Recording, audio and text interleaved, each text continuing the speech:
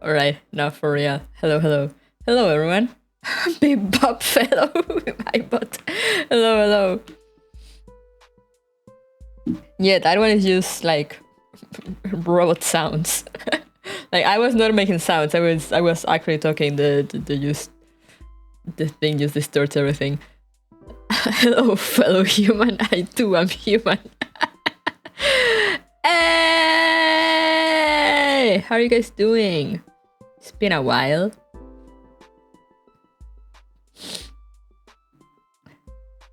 It's been a while.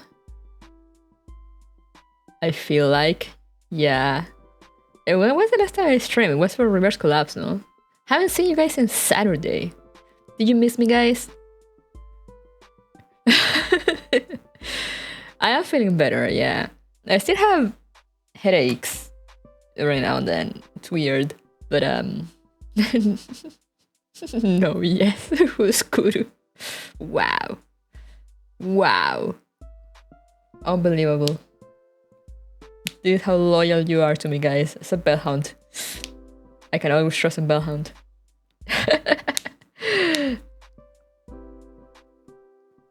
Is my mic buzzing? Is it? Let me listen to myself. No? Oh, yeah. A little? Maybe? Let me check.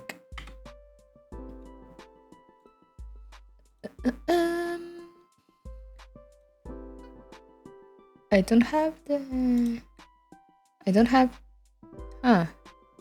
Hello? Hello? Why is it buzzing? Interesting.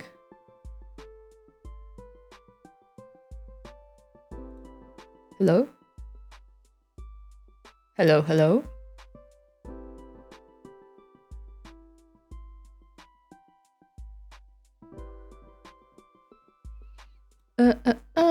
Let me see. Maybe I moved some things around, so I guess maybe some settings changed. There is a little buzz when I talk. But I think it might be.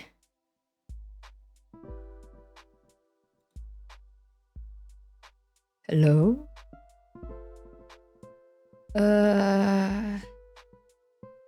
Where is this supposed to output again?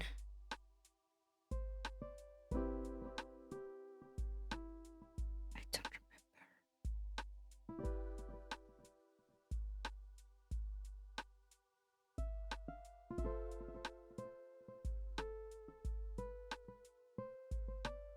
Hello?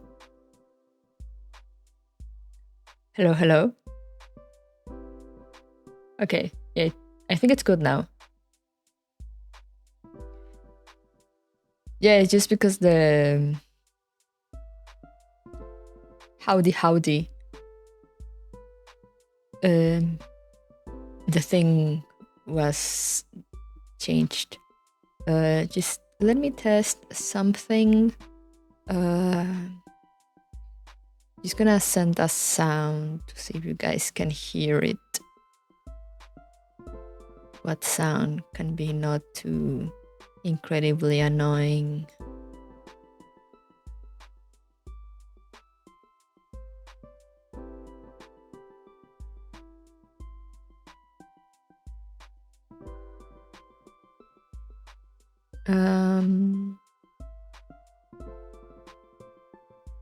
Let's see.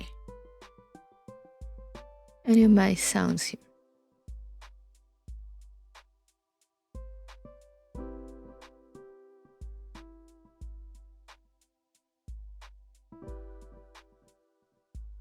I'm gonna bring the steppies.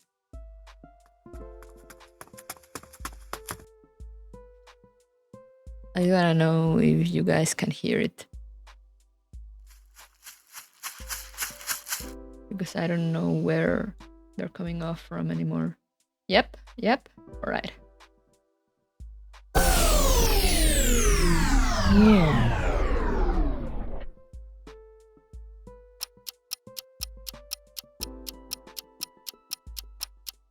Can you hear the clock?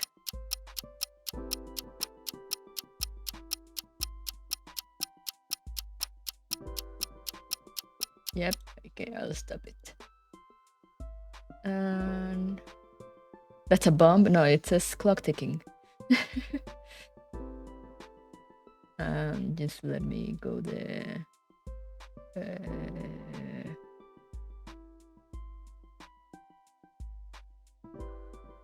Let me turn on auto-tune. To test.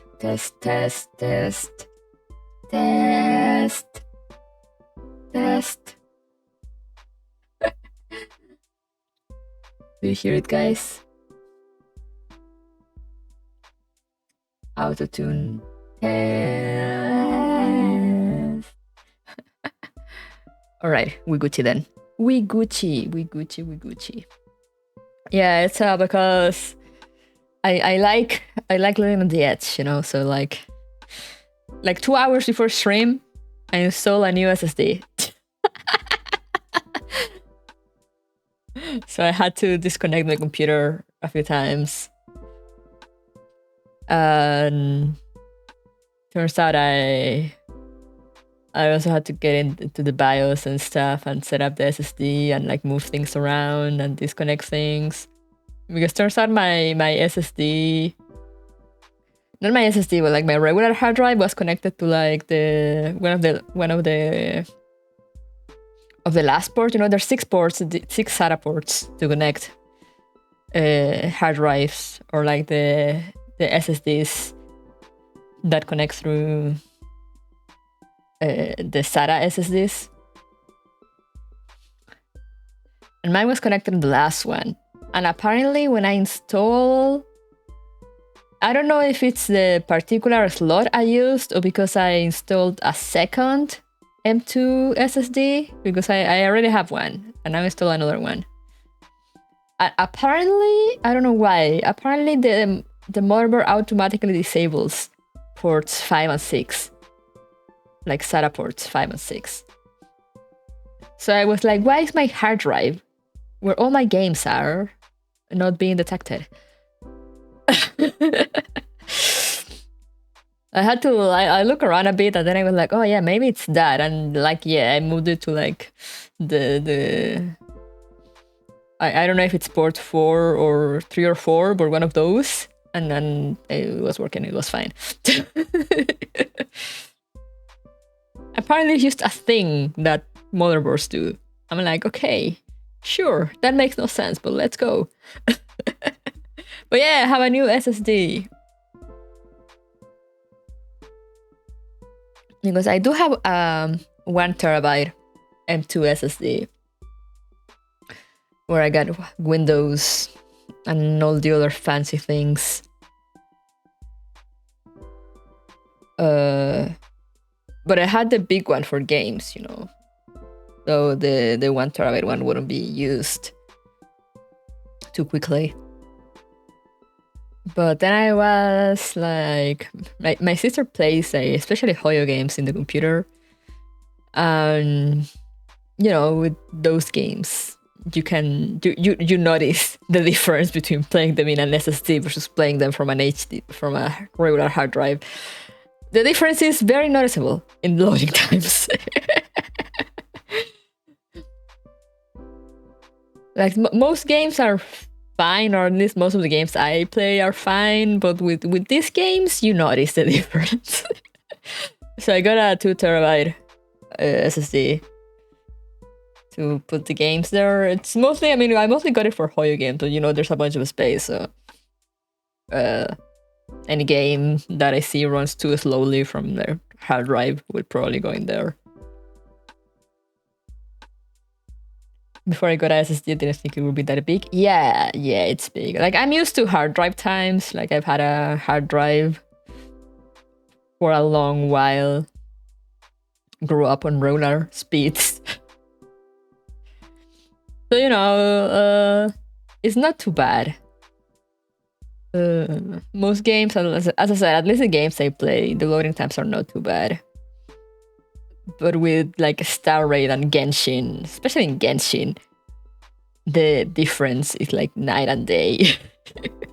When I played on my PlayStation 5, just everything, like I just teleport instantly anywhere. And when I play on computer, or when my sister plays on computer, I haven't played on the computer in a while. It takes like a whole ass minute to load, if not more. And I'm like, god damn. So yeah, now all Hoyo games are on a dedicated SSD. And there's extra space for if there's any other game. Like whenever I go back to Elden Ring, I might also put an SSD because I feel Elden Ring takes a bit also. Not a half-ass minute, a full-ass minute. Yeah, like a full-ass minute. It's like crazy. So yeah, I got that. So now I got all the extra space. Next step on my computer upgrade, I need a new processor.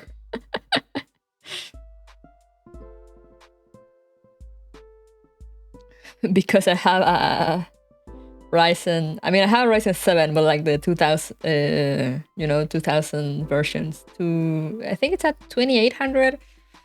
But those are already like 5 years old.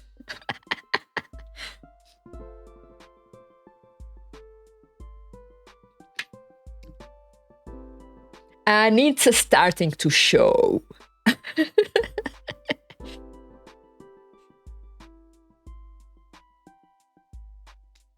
I keep my Windows and most stuff in my M2 and my big games in my SSD. Yeah, no, I got a 1 terabyte M2 where I have Windows and all software, OBS, V2 Studio, whatever. No, actually, I don't know where I have V2 Studio installed. I'll need to check. And I just got a 4 terabyte hard drive, like regular hard drive for games. But as I said, with the Hoyo games, I started noticing like, all right, there are some games that the difference between playing from a hard drive and playing from an SSD is noticeable, like a lot. So I'm like, all right, I'll get another M2 because I got 2 M2 slots on my motherboard. I get another M2 for like Hoyo games and others. So now here we are. But yeah, I was doing that as I said, like 2 hours before the stream. So I had to like disconnect and reconnect my computer a few times because I couldn't figure out why it wasn't detecting the big hard drive anymore. So I guess that's what moved my audio settings around without me noticing. But everything is good now. So we are ready to roll. I got my sister and a few friends already finished this update, but I know it's like a few hours long. It's just they pretty much inhale it between yesterday and today. But yeah, I am excited. I am very excited to see. So with that said, oh yeah, also I forgot to say, sorry for the delay. I got distracted by everything else. Sorry for the delay. As I said, I was eating with my sister. My sister got like a big craving for pasta. So she was like, can you stop by the store and buy some spaghetti and some sauce and I'll cook? And I was like, let's go! Cooking! Homemade food! So yeah, we had to wait for her to cook. And then we ate and we watched stuff while we ate and we started watching Dexter. So we're like, hey, wanna watch like one Dexter episode? I'll just let everyone know that I'll be like a few minutes late. It's fine.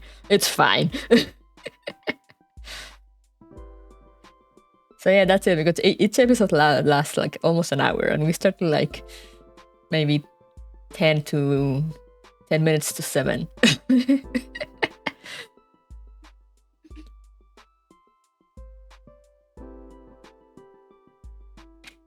But now we're here. Now we're here and ready to roll. So let's go. Let's go!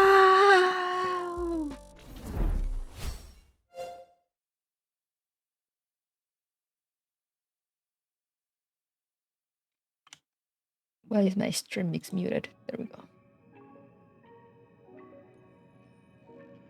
Didn't let us watch. You wanna watch Dexter too?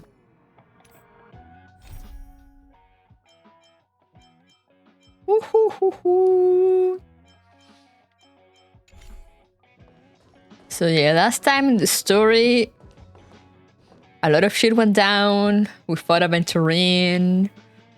We deleted Aventurine, but he'll probably be back.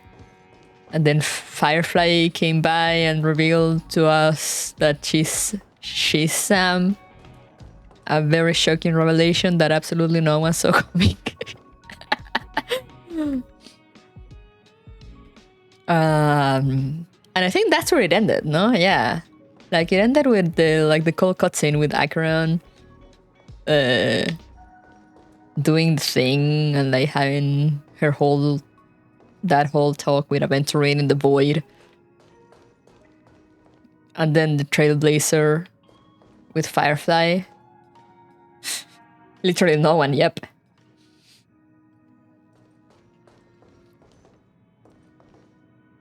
That's the last thing we did. It's so funny to me also because like me and all my friends are like, when Firefly revealed that, you know, and she's like, oh no, I have to tell you the truth, blah blah blah, or whatnot. And me and all my friends are like, hi, jokes on you, I'm into that.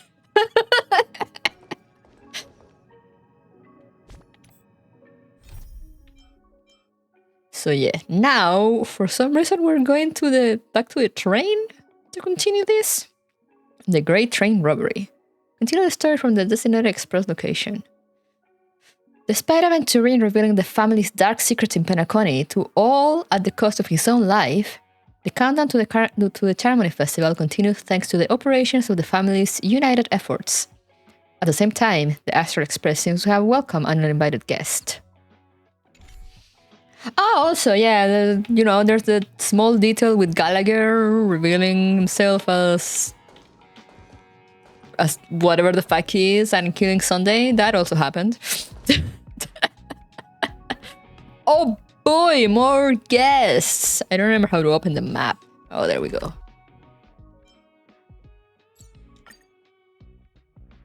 A minor side tangent, just a little thing that happened like at the very end. In between everything that was going on, just like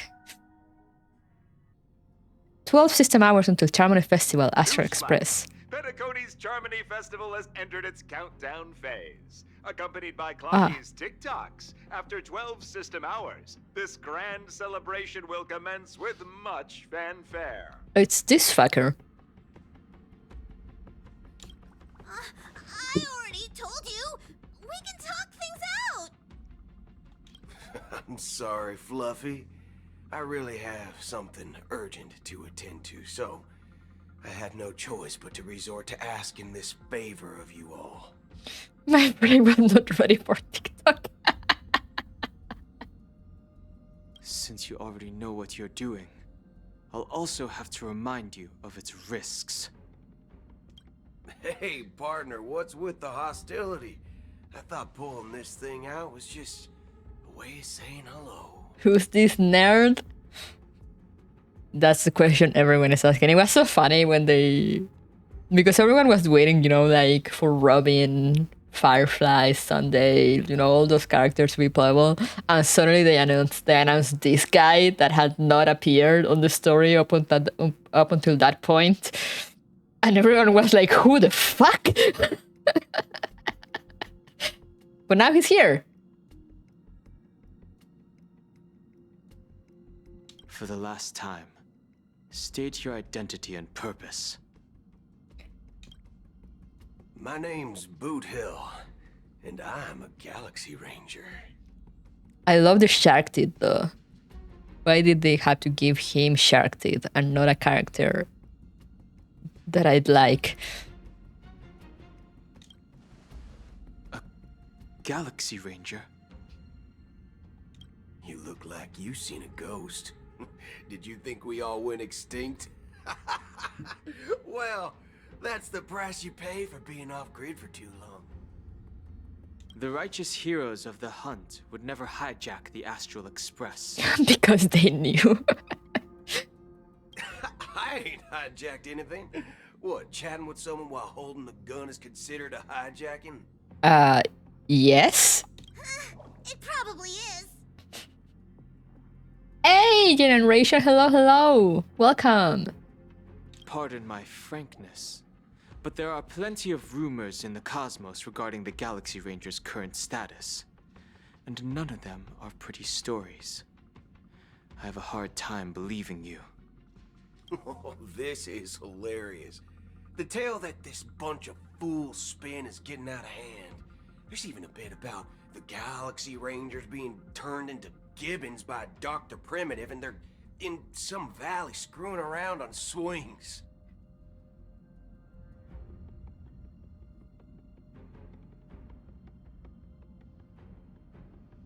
He's saying words. He surely is saying words.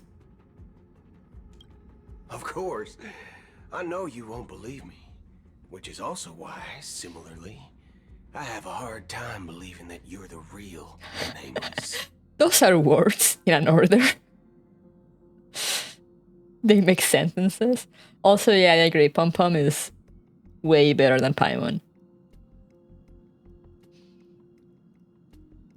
I like Paimon like once in a blue moon. Sometimes she makes like sassy comments, and you're like and I'm like hell yeah, Paimon. But the rest of the time I'm just like, please shut up.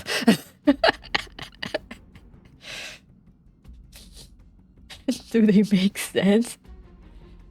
May I ask you a question about a character? As long as it's not a spoiler, because like I'm blind to, like I'm literally just starting 2.2.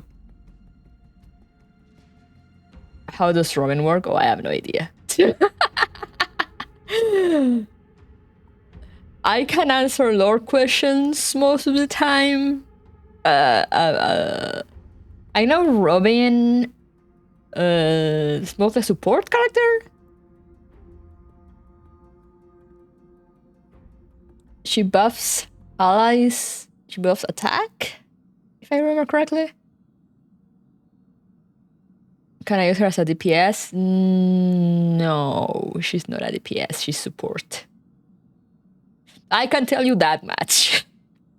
I mean, you can sure try. But yeah, no, she's used to like buff allies.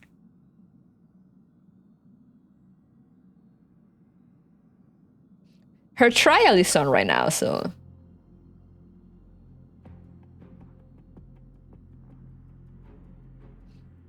See the bullets in this gun?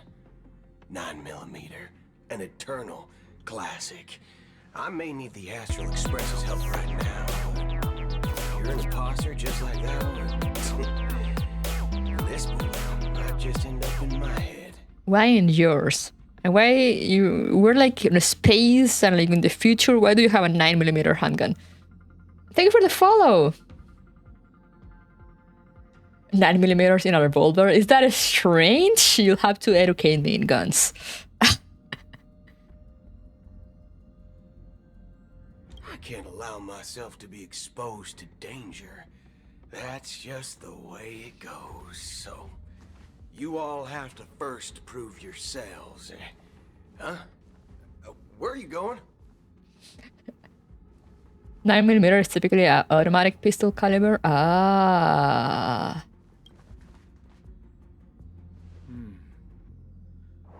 Recognize this? No.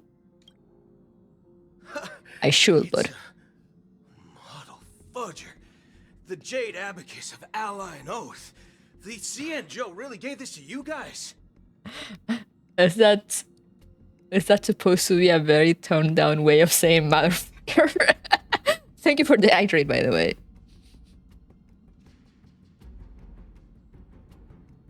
Model fudger.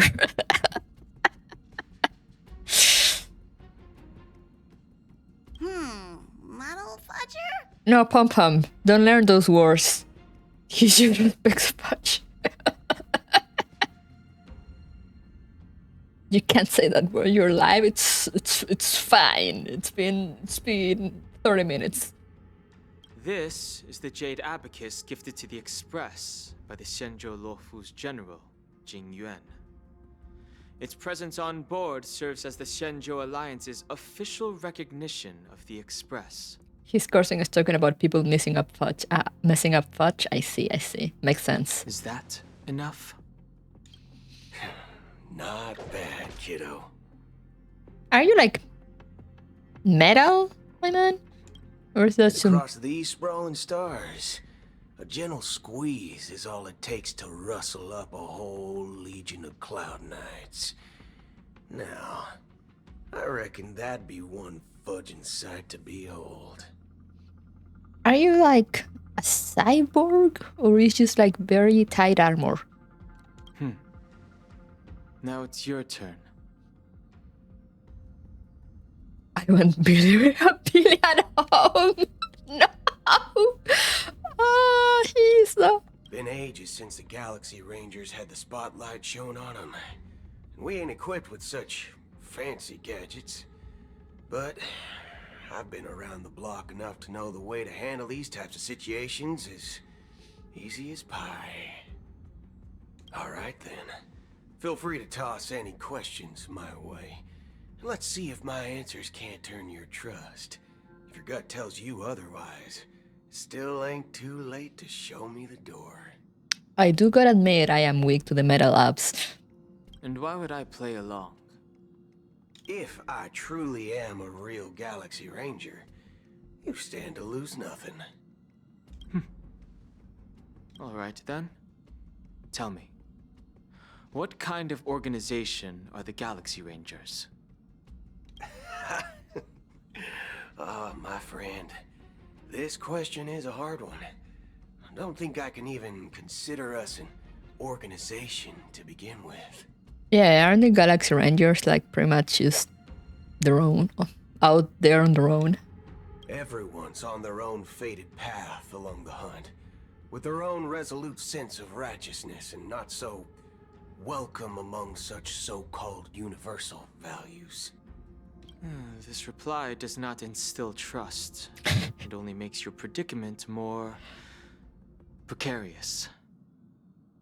I'm guessing you're gonna ask about some form of shared faith, right? But us Galaxy Rangers don't need that sort of thing. What brings us together is a shared bottom line. I like the bullet earring. Never bully the weak. Never kill the innocent. These oaths aren't some lofty beliefs, but the fundamental bottom line that one must never cross as a person. I respect that.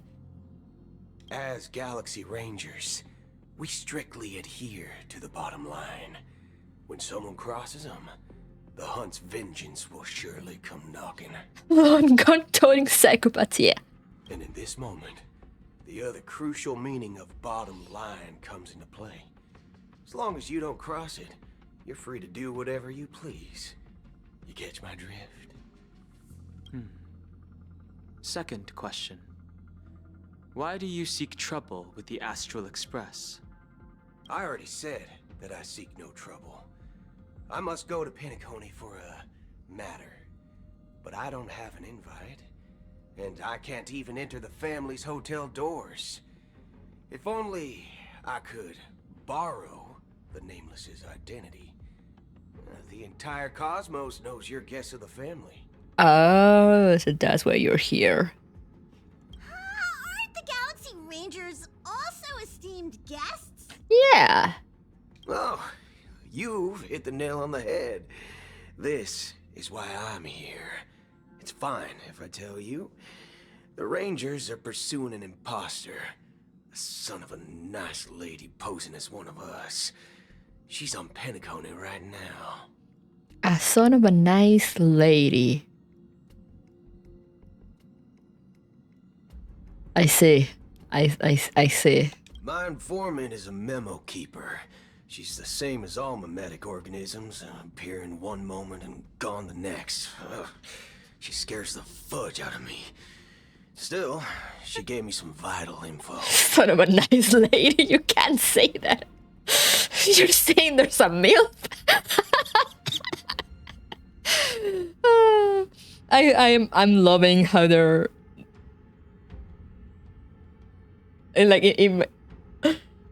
imagine how this guy will talk if they didn't need to make this like E for everyone. I don't even know if it's E for everyone, but it's like clearly not for teens, so they can't use bad words. That Galaxy Ranger imposter. Who is it? Is that the third question? Is it a hard question? It isn't. Just that you might not believe me. That person calls herself Acheron. And according to our informant, she could be an emanator of nihility. It's fine. We're buddies with her. That's impossible. That's what I said. Don't worry. When I first received the news, I had the exact same reaction as you. IX never gives anyone so much as a first glance, and that's perfectly normal. What reason would they have to bequeath strength unto mortals? Then you must know that emanators can also conceal their own identities, which, for many people, it's better that way. Otherwise, there'd be wanton bloodshed across the cosmos, or even, perhaps, turning their back on the path they're supposed to follow. Has he commented on his holes yet? What? Also, hey Doc, and hey Haku. Yeah, where are you looking at?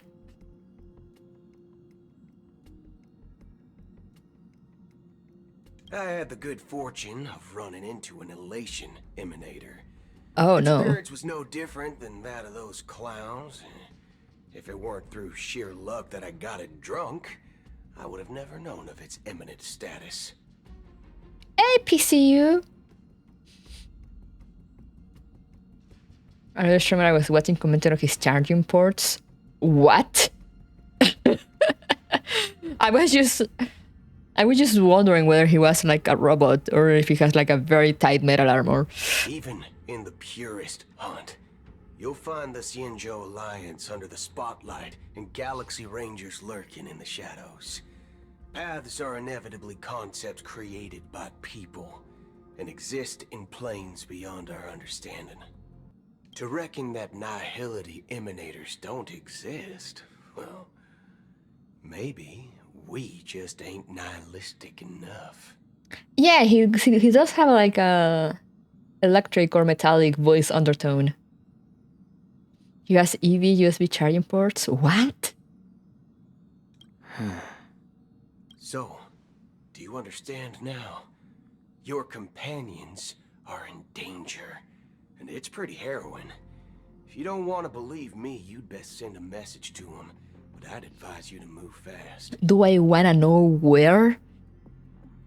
We don't know what's happening in the dreamscape or how much of what the memo keeper said is true. Pom-Pom is so cute. And that Acheron, who knows what she intends to do. They can't make him like a robot or cyborg though. I'm weak to that and I don't wanna roll for him.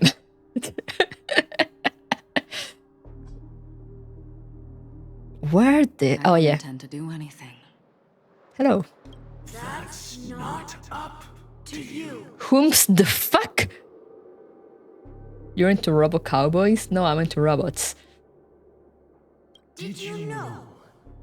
People who come to the land of dreams for the first time they'll subconsciously stop to reaffirm that they're still walking on solid ground. And then they will unanimously raise their heads to gaze at the sky. The fuck is going on? The cowboy is just bonus when he has a weird 9mm revolver. He does have shark teeth. Those are good. Be it reality or dream, staring at the sky is instinctual for humanity. Since the day that the golden hour was completed, it's always been there, watching over every single night of decadence. Found that kid across the field. That's the worst thing. It's probably not even a kid. They're like Lalafels. Like in Final Fantasy, you know, they're just tiny people. 9mm, yeah, the guy had a 9mm revolver. In space.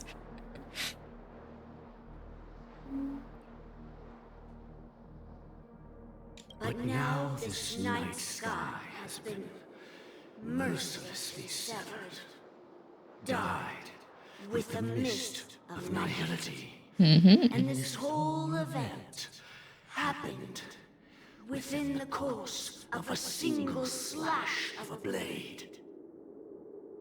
Who is this little shit? That's what I would like to know.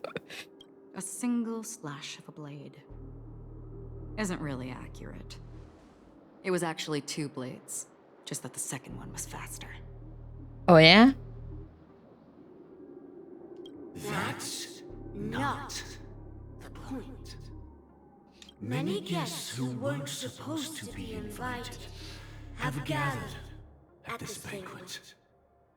Even if the harmony is all-embracing, I have no choice but to show some of them the door. For the sake of Penacony and the peace. I feel like I can recognize the deeper voice that's speaking like behind the little guy. But I can't recognize it. I can't pinpoint it, but I feel like I know it.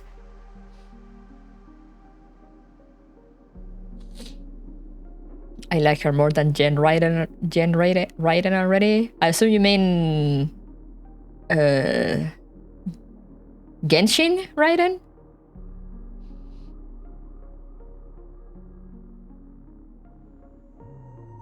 The planet of festivities has no place for you, a puppet of nihility. Those who live in the shadows do not bear the right to tread the illuminated stage. Yeah. I mean, to be fair, Inazuma was not well made at all, and they barely made Genshin Raiden a character. Like, she's barely a character. She's just kind of just there. Akira has been much more interesting. Speaking of living in the shadows, there's probably not much difference between us. It's only polite to reveal your true self, at least when speaking to others. I can say I've heard before, but I can't pinpoint from where. Yeah, right? It's not just me. The superior or pro woman. Penacony's dream master. Ah.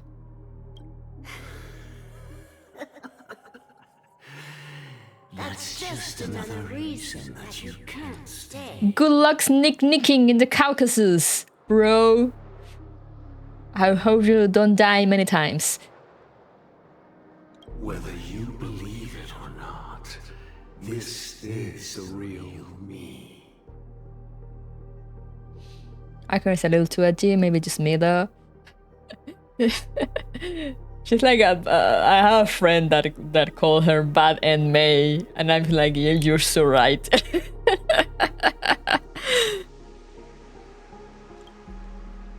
We are one. You're also gonna continue chapter 5? Alright, good luck then. I can't unsee it. Is this the unity that the family espouses? But yeah, when it comes to write-ins, I feel like the fight is very much between Akron and OG May. I don't think Genshin write-in can compete. I haven't done her character quest, so I don't know if they'll fix her. But as she is now, from what I know, it's like no. Her Share of Thunder write-in speak. Oh yeah, I mean I haven't seen her personality much. I haven't gotten to that part of the story, but I have her, and like design-wise, she's very peak. And what little I know of her personality. My mortal shell has long since dissipated. The Oak family's 107,336 offspring are now my eyes, ears, and mouths, spreading joy across dreams when required. And in times of essential need, exiling evil from this haven in my stead. That's not weird at all. When the Herrscher of Thunder writing figure. Oh, I haven't seen it. I've only seen the Flames, Kiana Flame Sion. Flame Sion? I don't know how you say it. I've only seen that figure. From the sound of it, it seems like you're asking me to leave, Penacony. What makes you think that? Hey, el terror porteño, what's up? Not creep at all, nope. I am glad that you're an understanding one. Alas, I'm not asking. If you think you can. Ooh, Sebiko. Are you threatening me? I ended it with a period. It was a statement, not a threat. Knowing who I am and still showing such malice. You're not the first, nor will you be the last. This scene played out many times before. And usually, when faced with my questions, most people retort, "Why can't I?" The result has invariably been that they can't. You can't see punctuation. You are confident. But be reminded, the family is forgiving, but not weak. The cords of the harmony extend across worlds. If you do not comply, when the blade is unsheathed for even a hair's breadth, you will never be able to escape the eternal Centurion's wrath in all of your lifetime. I see. You're dying after eating on my grandma's birthday. It's going good. We're just watching cutscenes mostly, but hope you had a great time at your grandma's birthday. I'm sure there was a lot of food. Little bro is yapping, yeah, basically. 137 individuals. That is how many heathens I have exiled since I became Dream Master. Among them were those who once severed my wings, and those who immolated my body. And here I stand again, about to add another mark to the tally. And you will die. I mean, all of you will. Damn! Sheesh!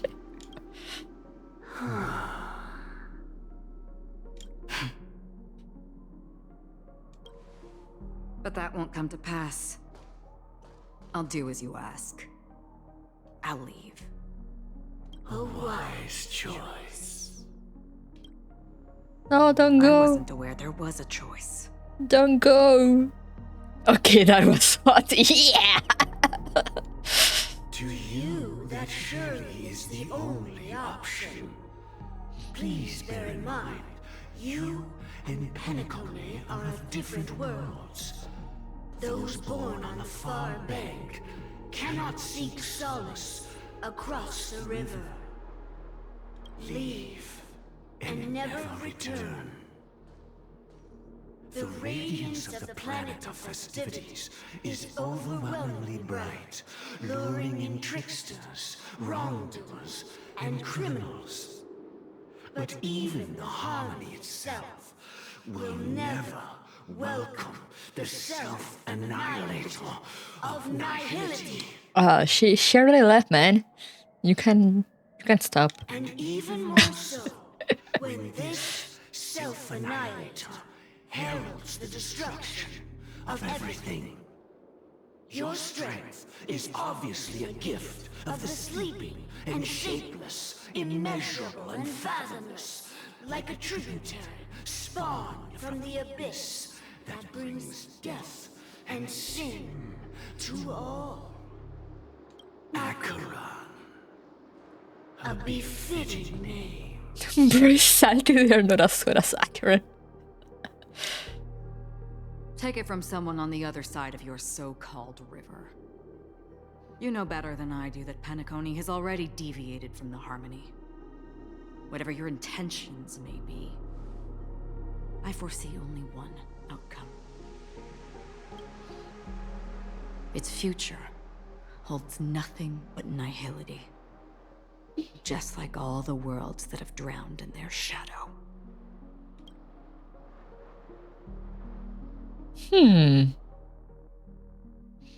Switching to Robin's POV? Question mark?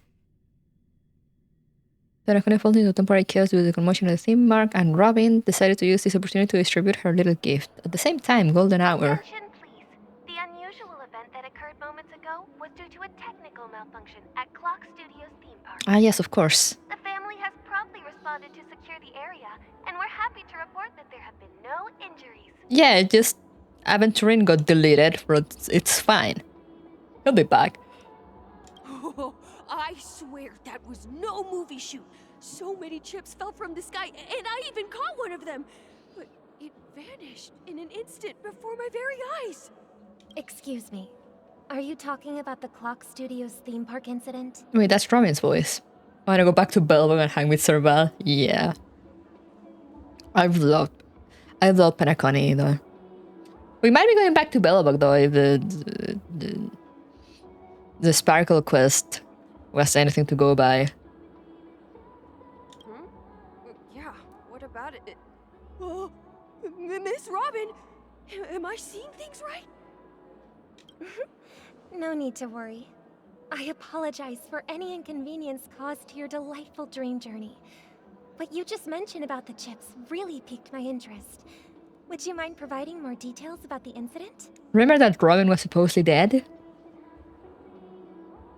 Oh, it was just those chips you normally see everywhere. The green ones? They fell from the sky as if it were raining. Penacony is cool, Xianshu was bad. Yeah, Xianshu was... it was something. I like a bunch of... I mean, I like some of the characters, a lot. But the story itself... it was. And then those chips simply disappeared. It appears to be the dream sim tech the Iris family has been developing. Huh? Miss Robin, you mean those chips were all part of a performance? But I really... They're space Chinese. I agree. Shh. This technology hasn't been made public yet. It was originally planned to debut at the Charmony Festival, but it seems it's been leaked. Can you help me keep this secret? The raining chips were supposed to be part of my act. Oh, I see. Then it all makes sense now. I'll do anything to help make the Charmony Festival a success. Thank you. As appreciation, I'd like to give you a token gift. Oh, this is a sparkle. Okay. I was wondering whether this was like... if Robin came back or if this was a sparkle. Oh, this button is... press it at just the right moment in the celebration, there could be an unexpected treat in store for you. All right. It looks like there are other guests who are also confused. I'll have to excuse myself. Please, enjoy the dreamscape. So many people talking about it. This commotion at the theme park definitely made waves.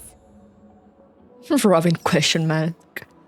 The fool always rings twice. That child is dead. Oh yeah. Can I break balloons with you? Yes. Perfect. Excellent. I like the music that's playing.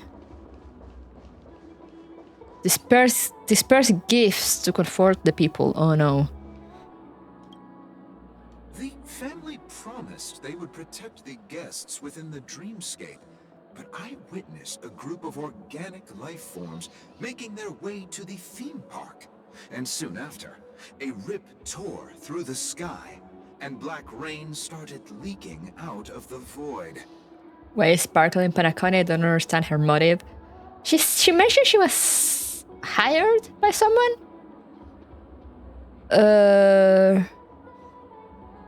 But she hasn't really revealed her objective, I think. The family needs to provide a reasonable explanation, or I'll take my loved ones and return to reality. I thought the dreamscape was supposed to be a paradise. If it's not, then there's no point staying here. It appears the good sir has seen many great events. And it's true that an uninvited guest has unexpectedly entered the dreamscape. I don't want to comfort people, I want them as miserable as me. However, their target is not the ordinary guests, but the ambassadors of the IPC. The family will certainly ensure that the safety of the guests is of the highest importance. Miss Robin, I know the Bloodhound family has already sealed off the theme park and has control over the situation, but it won't resolve the problem. The family can try their best to protect their reputation, but as a guest, I don't wish to gamble with my life. But as you can see, sir, no innocent bystanders were affected in this incident. Perhaps the dreamscape is not as perfect as promised, but there's no place safer than dreams under the family's rule. I believe you know this better than I do. If this incident happened in real life, how many people would be able to walk away from it? I could stay here, but keep in mind, guests come to Penacony to enjoy the dreamscapes. They do not wish to be entangled in a conflict between the family and the IPC, so let's not have any more unnecessary incidents. Of course. With the Charmony Festival about to commence, we will spare no effort in our preparations. Rest assured. To express our apologies, the family has arranged this gift for the guests. Thank you for understanding. I don't have that she's giving mysterious buttons to everyone. But yeah, they hadn't really said what she's after. She's just kind of there causing trouble, being a menace. But does she have any ulterior motive other than just being a menace? I don't know. Sure you're okay?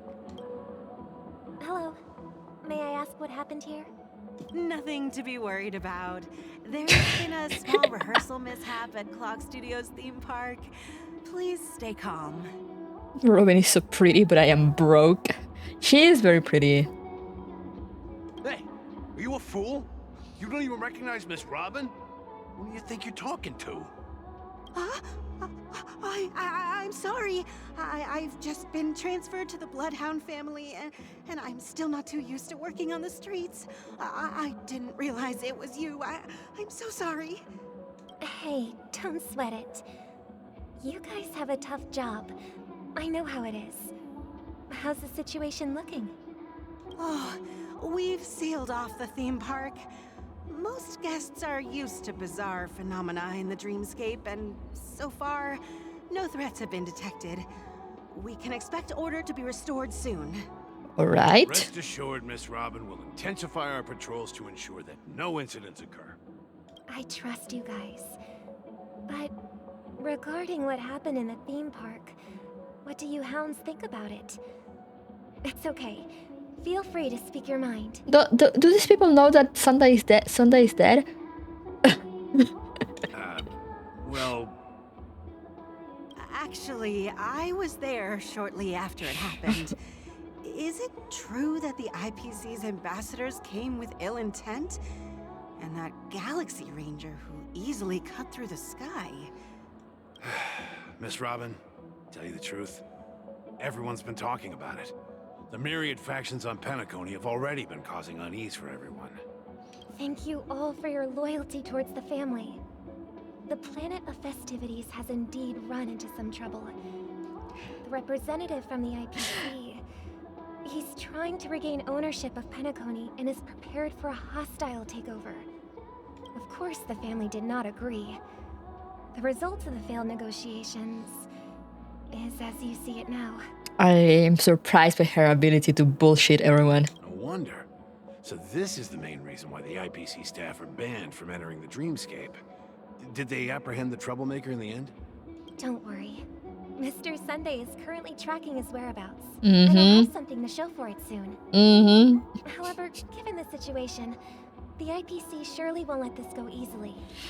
Therefore, we are relying on you hounds to maintain the order and stability of the dreamscape. Since Sunday is so alive, you know? Please be assured, Miss Robin, we take our orders seriously. We won't let those IPC cronies get away with this. Thank you for your hard work. If there are any other members who still feel uneasy, please tell them on my behalf that protecting the dreamscape requires everyone's help. This is a small gift prepared by the Iris family for the guests. There's one for you too. Please, open it at the Charmony Festival for an unexpected surprise. I can't believe I received a gift from Miss Robin. It feels like I'm dreaming. Wait, I am in a dream. You're dreaming. Trouble comes knocking on our door, we're not afraid to go to war. Rest assured, the dreamscape's peace will be protected by the Bloodhound family. Don't press the sparkle button. Yeah, please do not press the sparkle button. I need to talk to more people.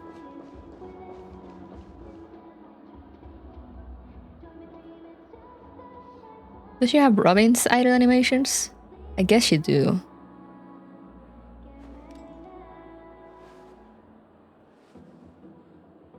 Look at her applying lipstick. All the sparkles.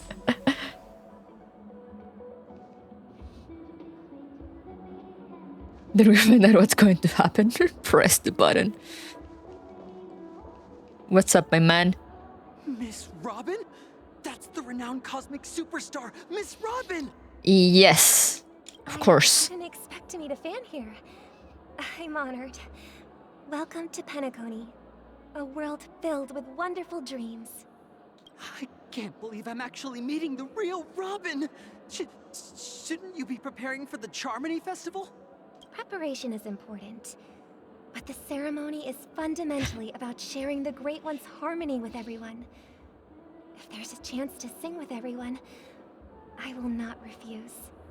Regarding the recent mishap, I understand it negatively impacted some of our guests. As a member of the family, it's only right for me to come forward and offer my apologies to everyone. But, I love the music playing in the background. Sure it was actually a mishap? Yeah. Everyone saw those chips descending like rain and the red light tearing through the sky. Claiming it was merely special effects seems a bit far-fetched. We're in a dream, man. Plus, I met that generous gentleman. He looked really out of it and kept talking to himself. Is this also part of the performance? Everyone, please do not panic. I believe that the family will give everyone a satisfactory answer in due time. Even if you say so, Miss Robin, it's hard to believe. Some people just never listen, do they? It's never ending. It just goes on and on. I'm getting really tired of this. She has to act all nice. Miss Robin? Still, I suppose I should keep on helping everyone. I am the epitome of joy, kindness, and goodness, after all. You offered, Sparkle, so like... do your job now. Huh? What was I just doing? And, who might you be, miss? Here, take Ah. this, little guest. This gift has been specially prepared for you by the family. Oh, she just changed back. She gave up. Make sure to take good care of it until the opening of the Charmony Festival. Then, when the show reaches its climax, press the button together with the others around you. You never know. Something very exciting might happen. Yes, press the mysterious button that is totally not a bomb or something.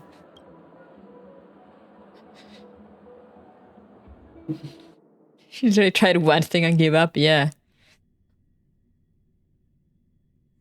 In the meantime... We're back to where it all began. You entered the golden hour from this place. My And girlfriend. it is also from here where you will enter the true Penacony. My girlfriend who turns into a Kamen Rider. My Kamen Rider girlfriend. I love her. It is a pleasure to journey alongside you once more. But it's time I laid bare the entire truth before you. As you might have heard, I also go by another name. Stellaron Hunter Sam. Wasn't she dead? But was she dead?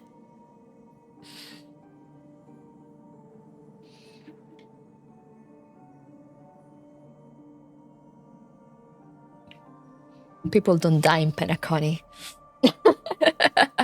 It's a dream. That's why I'm pretty sure Aventurine and Robin and Sunday and everyone will be back. I like the "Are you alright" line. Yeah, me too. You lied to me. Are you alright? Fine. Sorry, I hope I haven't scared you. No, please do it again. I love big mecha robots. I know you have many questions. Do you remember when we encountered death in that strange dreamscape? When I was caught by that meme? At this point, I have no clue. So people that have been killed in Penacony now are Firefly, Robin, Aventurine, and Sunday. But they gave strong hints during last patch that people don't actually die. They just kinda get sent to like the quote-unquote other side. You know, like, I don't know if it's like the real Penacony, like the real dream or something. And then they return. Or at least some of them managed to return. Firefly spoke about like being lost.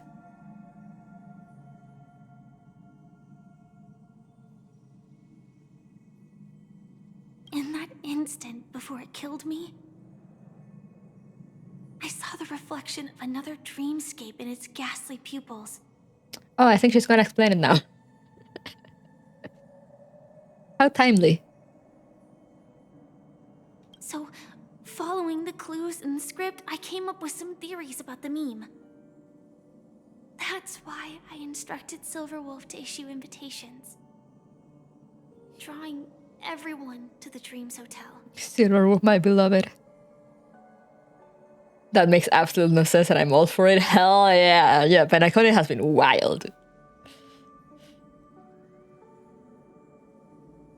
Like, the theory I'm subscribing to a lot so far is that these dreamscapes that we see, you know, that are supposedly, you know, the dreamscapes of Penacony,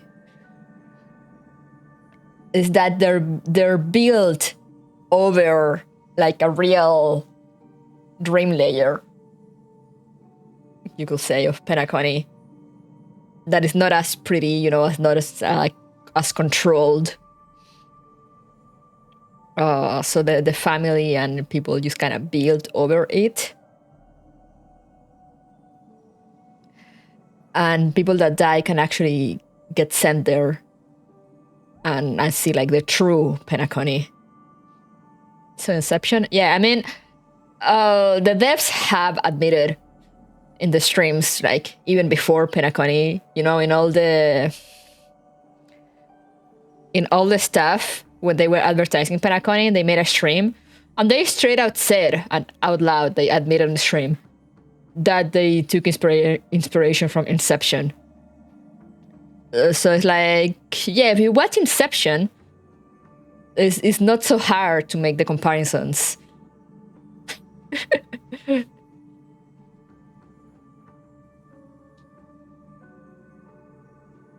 I intended to call upon death before you arrived. To solve the riddle using more direct means. And then invite you to join. However, contrary to my wishes, I couldn't defy the script. And I didn't get a chance to explain it to you. It is how you see now. I was impaled by the bladed wings of death. The heavy pressure of concentrated memoria, miasma, exploded in my mind as if it was actually reality. But after the momentary numbness subsided, I found that my body was absolutely unscathed. I was still alive. And it was just as I thought. I had arrived at a place starkly different from this beautiful dream. Beneath the dreamscape of Penacony lies another, more chaotic, more primal memory zone. Its name? Land of the Exiles. Ha! See, it's what I was saying. And so, then I returned to the hotel in the dreamscape, hoping to tell you of its existence. Yet I could not reveal my own identity. So, I could only divert your party's attention and lure you away from the battlefield. And after, all my attempts proved futile. It wasn't until not long ago, when a crimson blade of light shattered the high wall of the dream, causing you all to fall far into the abyssal depths of the dreamscape, that I was able to awaken you and your companions one by one. And that's it. That is all that's happened so far. I completely understand. I'm completely confused. Yeah, no, I get it. I'm following along. I watch Inception.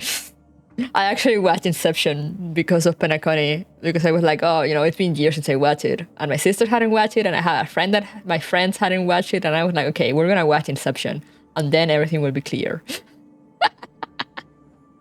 I know it's tough to believe all this without reservations. I believe you. You are very close to the final answer. Just one more thing needs to be done. And then I can prove it to you. Now, let's leave this place. Please close your eyes.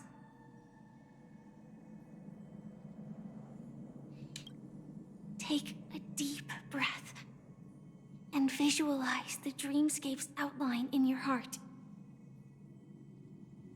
And remember, you must not open your eyes at all times. Okay. 3, 2, 1. Don't be afraid. The one who has come to greet us has arrived. Okay, but if you say it like that, I will be afraid.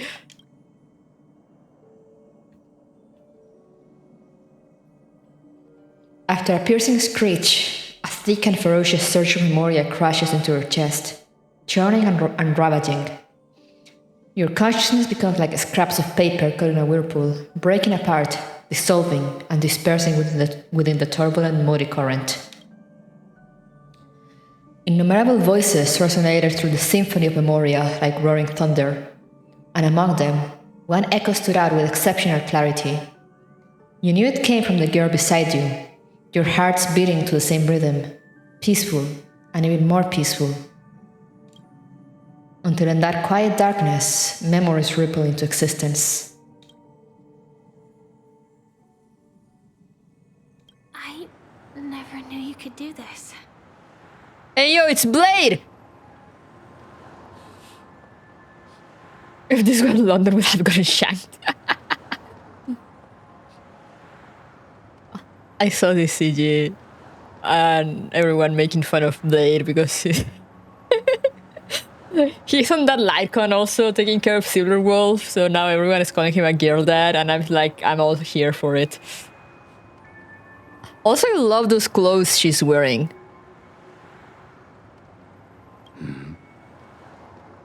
Do you have a driver's license? You're worried about that? I do. That is surprising. Why? Because this is Japella, the city of sins? Oh, this is from the Japella rebellion part thing. No, it's nothing. It's a valid concern. I'm just thinking that you haven't slept in 20 system hours. Are you sure you're okay? It's fine. I'm fine. I'll survive. Same goes for you. I love how he talks so calmly with her, and then you hear him like when you fight him or like in the cutscenes with Dan Hang, and he's just like angry. I'm not so sure about that. Slow down a bit. Infiltration is over. Feel free to activate Sam anytime you like. There's still some time before the next part of the script unfolds. Let me stay a little longer in this body. A long silence ensued. Neither of them brought up any topic, seemingly accustomed to this silence. It wasn't until much later that a soft sigh once again broke the quiet in the car. Such a long tunnel.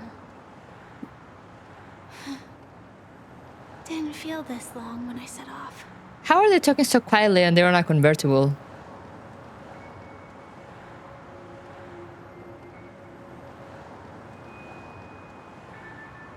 In half a system hour, it will lead us to Kafka.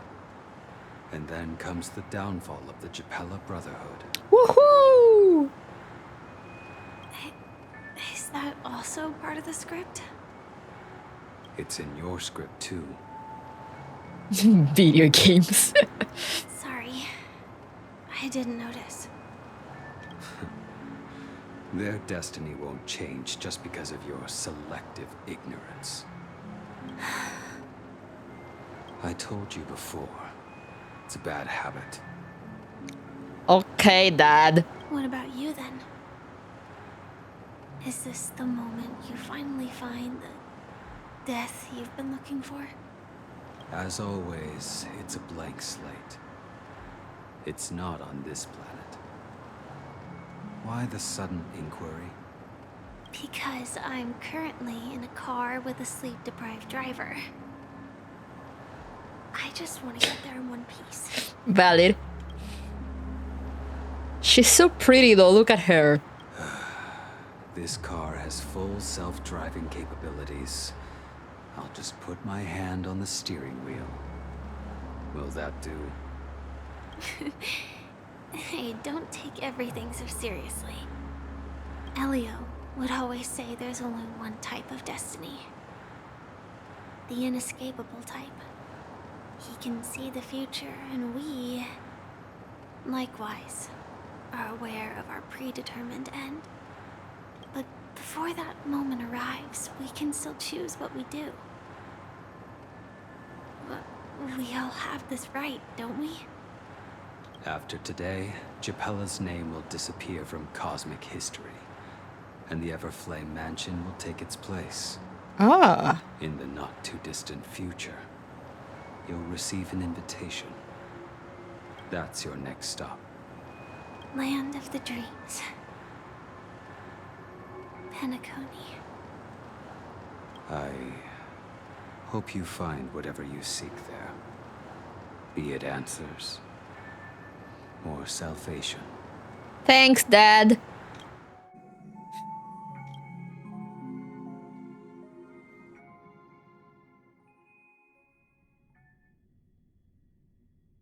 Man, they look so good in suits.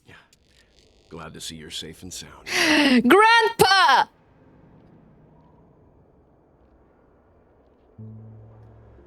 Where are we? Mr. Yang! Close your eyes. This is the answer. Isn't it incredible? The monster that we have always known as Death is actually the guardian of the land of the exiles. It abides by a certain rule. Abducting people from their dreams and bringing them here. The question that has been perplexing us, does death really exist in the dreamscape, appears to be a cognitive trap.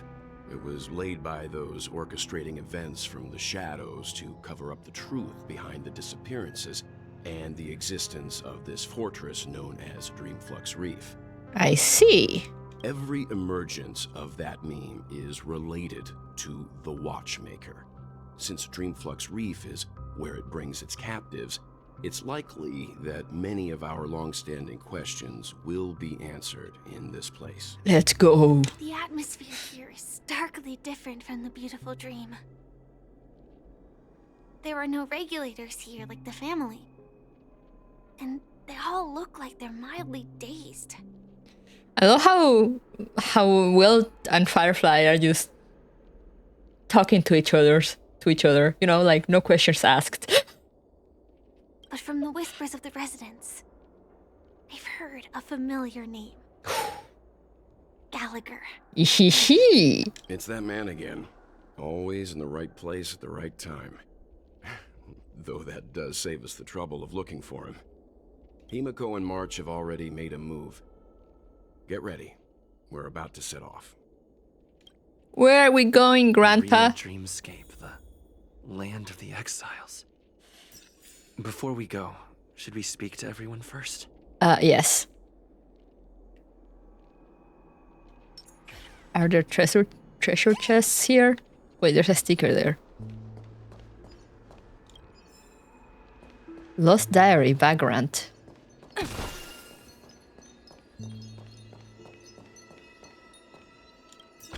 Give me a second, guys. Just gotta get all the goodies, you know.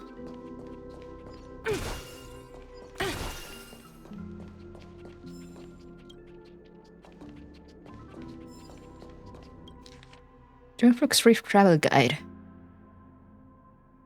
As you all know, this place is like the fake and capitalistic territory of the family. In this city crafted from the primordial dreamscape, there are no restraints from strict laws and no pursuit from the bloodhounds. It welcomes all visitors, offering boundless freedom. However, with the vast breadth of the dreamscape, what other recommended attractions are there beyond major landmarks? Our editorial team has created this guide exclusively for you and hope you thoroughly enjoy your time here. There are, okay. So there are like attractions here also? What a lovely place! So welcoming, so warm. I'm really sorry for waiting until now to tell you everything. Why couldn't you reveal your true identity? 2 reasons. Firstly, the script. In the future that Elio saw, Sam and the Astral Express's confrontation was inevitable. I tried to break the shackles of the prophecy, but this is as far as I could go. That aside, there were also my personal motives. I wish to travel with you as Firefly. And not Sam. I love her. Thank you. What did I say? I didn't take it personally. Okay. Do Stellar Hunters also want a piece of the legacy? Elio only gave me one instruction. Allow the Astral Express to pursue the Grand Legacy.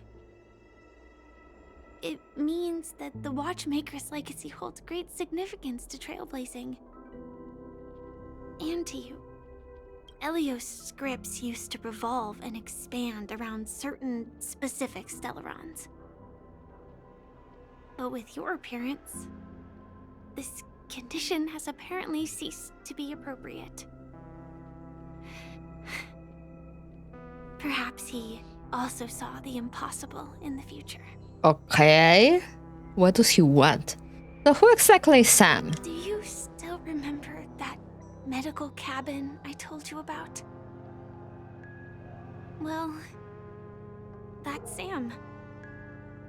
It belongs to the Iron Cavalry of Glamoth's Firmament Frontline. A Firefly Type 4 Tactical Heavy Assault Mech. A strategic assault mech, Sam. I see. Strategic assault mech, Sam. Alright.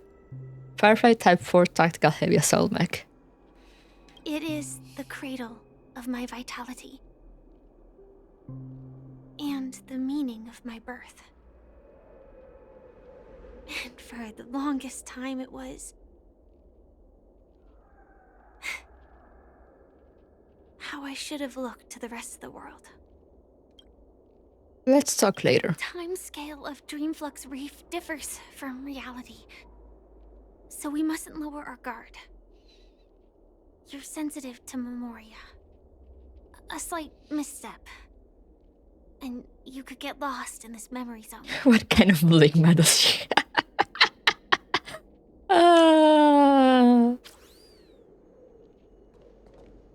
The worst kind. Something on your mind? Let's talk about it. Acheron's blade slash. No wonder Miss Acheron is so averse to drawing her blade. It's hard to imagine such terrifying power could reside in an ordinary sheath. If it weren't for the fact that Aventurine's power originated from the preservation, the entire dreamscape would have been affected. Oh. Don't feel burdened by this. Even without that Stellaron inside you, Aventurine would still have found other methods to accomplish his goal. Let's just believe in Miss Acheron. And given her prowess, I don't think we've got anything to worry about. What are your thoughts on Gallagher? During your investigation, he shared a vital piece of information. Mikhail, the former watchmaker who collaborated with the family to construct the Penacony we're familiar with today, had a falling out with the family for specific reasons. But this is precisely where the problem lies. You were clearly investigating a murder, so then why, as a security officer, is he changing the subject to talk about his past with the watchmaker? And now, with Firefly mentioning his name again, it's hard not to be suspicious. Regarding Firefly and the crew. Before we found you, she'd already revealed her Stellaron Hunter identity and shared a lot of information. Who would have thought that the Molten Knight's true identity was actually a young girl? For her, this is a secret that she cannot allow others to know. That being the case, I think we can believe she's willing to cooperate. But she didn't reveal all her secrets. I just can't shake the feeling that her situation is different from that of the typical dreamer.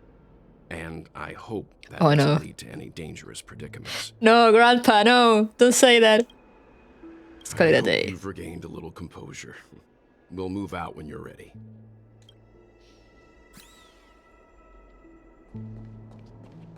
Anything here? I see you.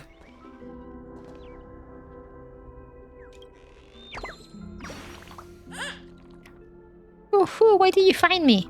I'm a useless birdie that can't even build its own nest. I'm only fit to live in a trash bag. This trash bag is... You'll learn eventually. You know I'm an inept bird, but I appreciate your comforting me. Goodbye, stranger. I'll give you this trash bag. Thank you. Thank you for the trash bag.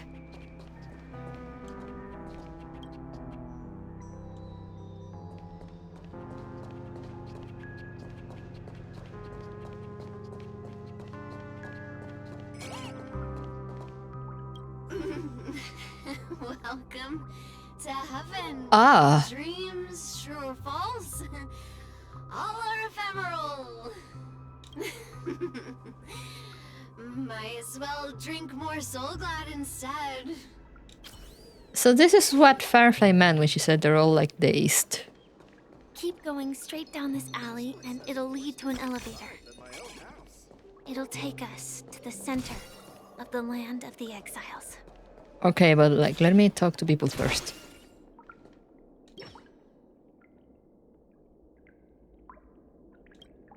As the years pass, some stars will be extinguished and others will be born. It's a small and moist patch of land where all to see life bloom, life that only belongs to this place. When the scientists of this small puddle come to trace their history and look up to the heavens, will they be moved by the miracle that originated from a single broken water pipe? When that time comes, the water in this pipe is sure to be heralded as a divine object that becomes almost impossible to obtain. If that's the case, why not take a drop of yourself now? In a few amber eras, it will make you a millionaire. What? Darn it, those were darn good products and the robbers took them all. I was too careless. I shouldn't have fallen for such an obvious trap. It's fine as long as our people are still around. We can find a way to produce another batch of dream bubbles. One day we'll have them pay back everything that belongs to us. Twofold. Okay. Sure thing.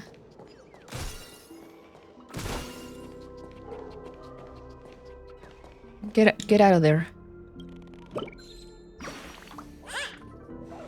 Did I blind you with my super awesome radiance spark? Can a burst filters make light brighter? I'm searching this problem right now. You feel the difference in the light? No. I see. I'll switch up the light bulb and try again next time. Goodbye, friend. One day I'll turn Rosebud's pitch black darkness into a light show. Alright, dream on, my friend. I don't like to pass as a person. Why? She's so cute. Yeah, the locals here are something, alright? Chest.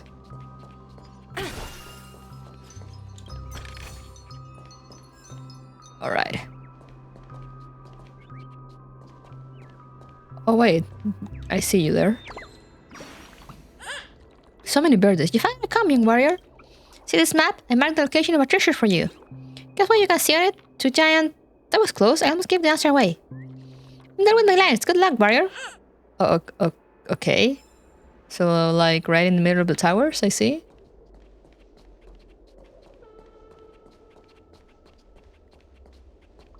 How are you guys? Did you also get kicked out of the beautiful dream? I want to go back. But then I don't want to go back. Make up your mind. Tell me what I should do. I don't know what to do. Can't talk to this other guy. This guy here is dancing. Hi there, friend from a distant land. I hear the Watchmaker's legacy is right here. Let's say we go treasure hunting. He has the dance moves.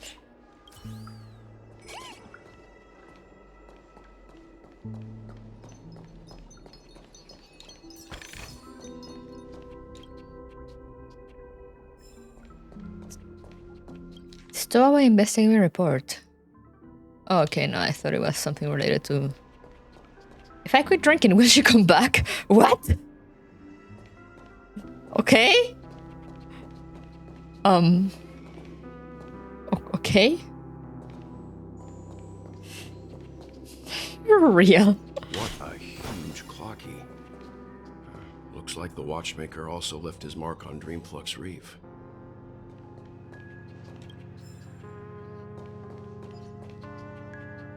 Oh, that's creepy.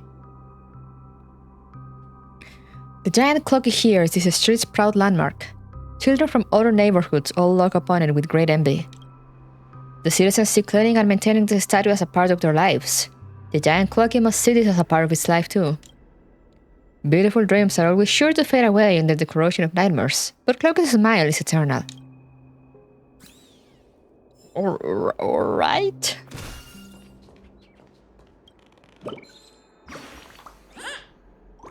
Dude, did that scare you? All the birds were eaten by the gigantic clocky. Guess why I'm still here? You're a ghost. Ooh, wrong guess. It's because Clocky doesn't eat birds. I was just pulling your leg. Your reaction was really fun. Goodbye, I'll come back next time to make you laugh. Thank you. I guess. Okay, you know, but that Clocky is like super creepy. The way it's just lying there. Let me in! Alright. No, number! Oh, we're fine.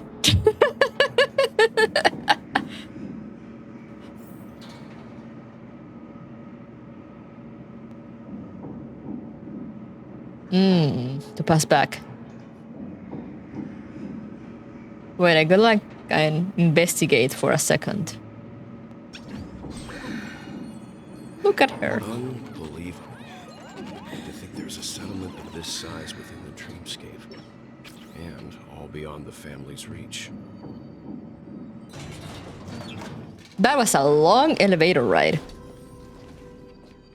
The atmosphere in this fortress is pretty different from that in the beautiful dream. When I first saw it, I was in awe too. The sky here, it's like a reflection of the 12 dreamscapes.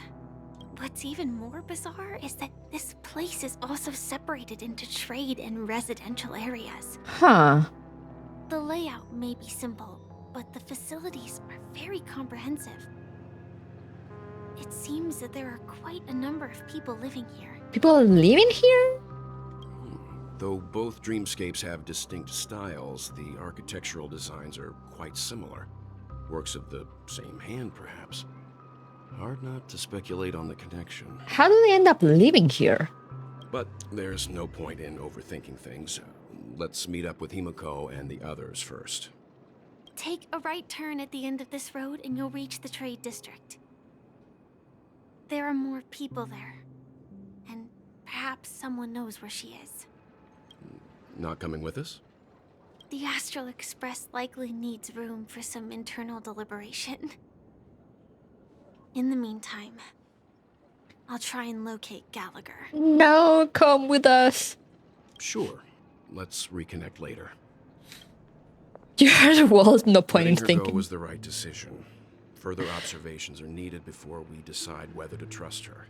But first, there's someone I need to talk to. Wait! Misha is back there! What the fuck? He's just back there! Let's go. I'm sure you've already noticed him. Yeah. Yep. He's right over there. The Reverie Hotel's bellboy. How did he end up here? And right after Miss Acheron severed the beautiful dream. We'd better check, just to be sure. What is he doing here? This can is perfect for me, and perfectly legal for me to stay in. Go off, King. He chilling? He can't chill in here. Wait, where are you gonna be? Oh, here we are. Woohoo! Another one? Ding.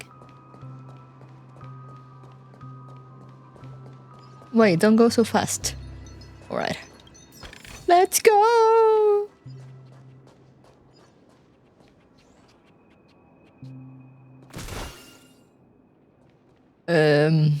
Where was he again? Over there. This trash can is perfect for me, and perfectly legal for me to stay in. Enjoy your trash can, my man. Misha, what the fuck are you doing here? the guest from before. We meet again! And a new friend. Forgot to introduce myself. I'm the hotel's bellboy, Misha. Hello, Misha. I'm Welt. We met in a dream. Oh, and who might this be? Oh, you can see Cloaky too? Tick-tock! Old friend and new friend! Let's high-five! Mr. Yang, you can see him? Your, memory zone meme? Nope. Clocky is a good friend of mine. We all live here. How did you two get here? This dreamscape isn't supposed to be open to the public. I wonder if it has something to do with Sleepy. With whomst? So, this is your home? Yep. After my work in the beautiful dream ends, I'll go back home. Commuting used to be more convenient, but ever since travel became cumbersome, Sleepy started ferrying people back and forth between the two dreamscapes. What? This Sleepy. Can you describe what it looks like? Sleepy is a memory zone meme. Looks fierce and has many eyes. But it's actually really well behaved. Gallagher's been taking care of it. What? Gallagher again? Based on the description, that meme is indisputably death. A nightmare for the family, but for the people who live here, well, that couldn't be further from the truth. Death? Not in a dream, surely. Sleepy's just a little aggressive. Sleepy. And sometimes messes up by fetching the wrong guess. But it would never hurt anyone. Are you sure? I saw it stab a lot of people. I see. Has it brought back any guests recently? Say, in the last day or two? We're currently investigating a missing person case that occurred within the beautiful dream. I see. Then you'll have to speak with Gallagher. But he's currently busy hosting a visitor from the Oak family and specifically asked not to be disturbed. Just a friendly stabbing. Mr. Yang, the person you're looking for, is it Miss Robin? Just as I thought.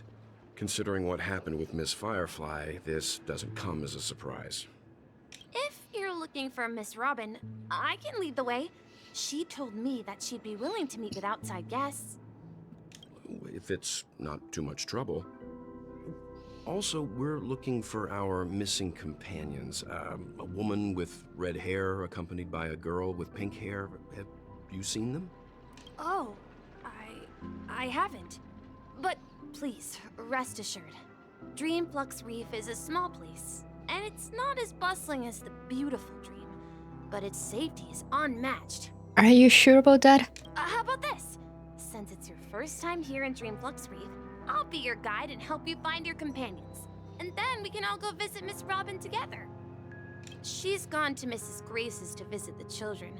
She won't be leaving anytime soon, so there should be enough time.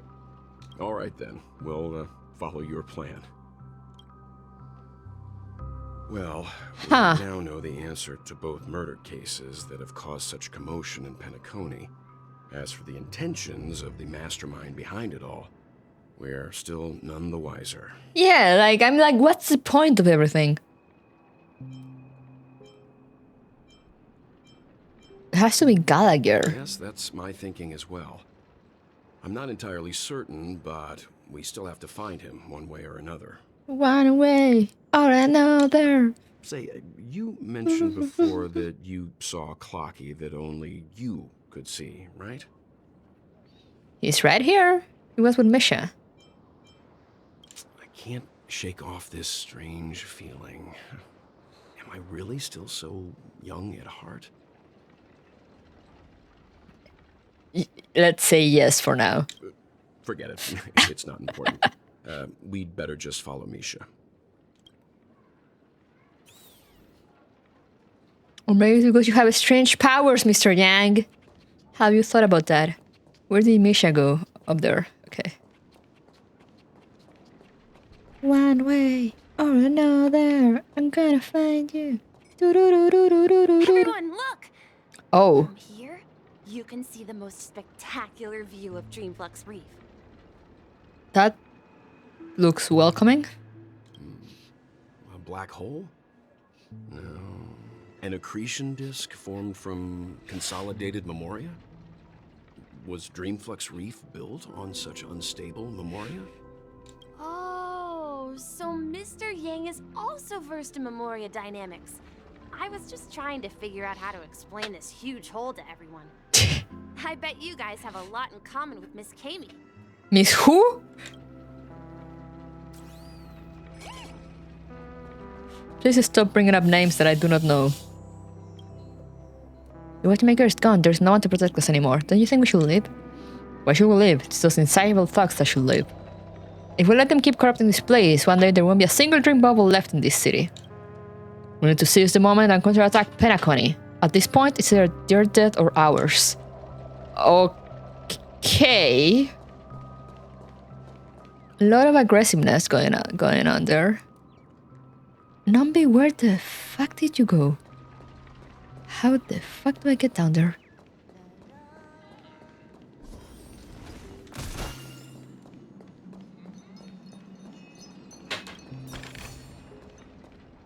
You okay there? That's fine.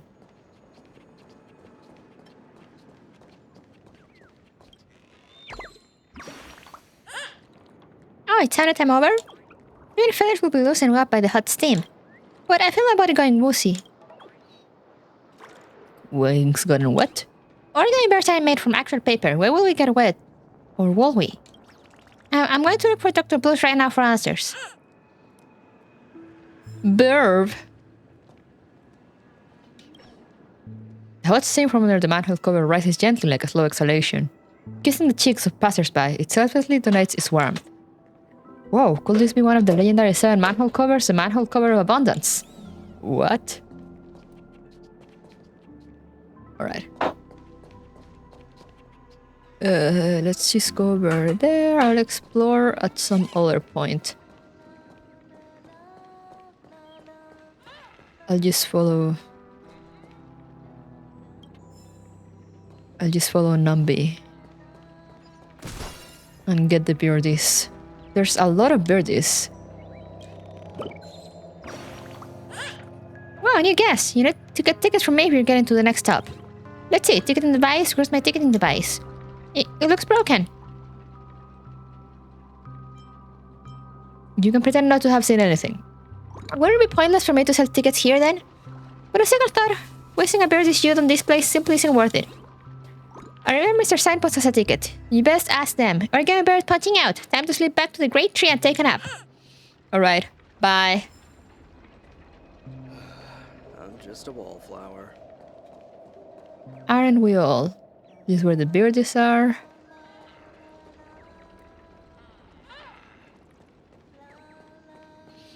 Homest? There she is. Kami, surveying expert. Wait, but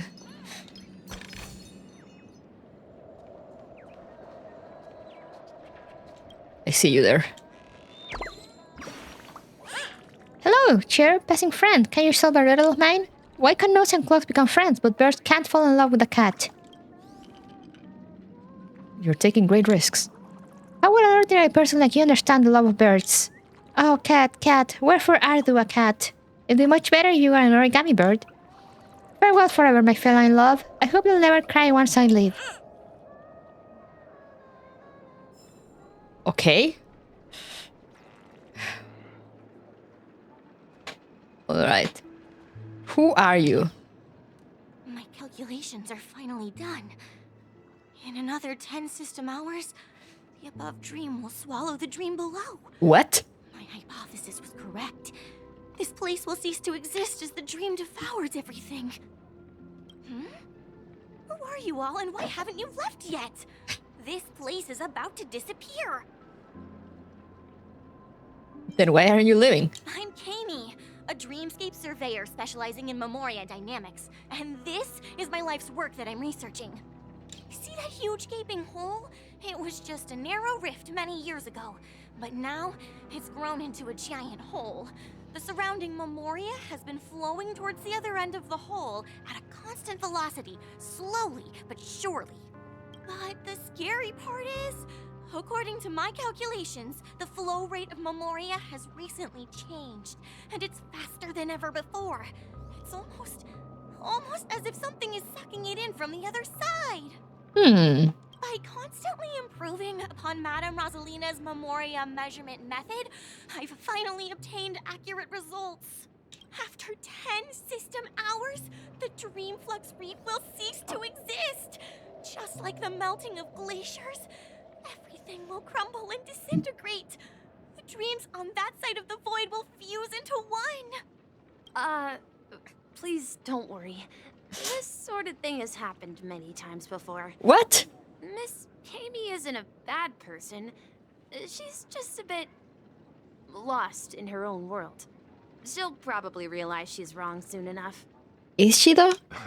You don't say. There was something else that piqued my interest. Who is Madame Rosalina? Oh, do you know her too? Or are you also a fan of Memoria Dynamics? We're very interested in Madame Rosalina's achievements. Yes. Tell us a little more about them? Why, of course.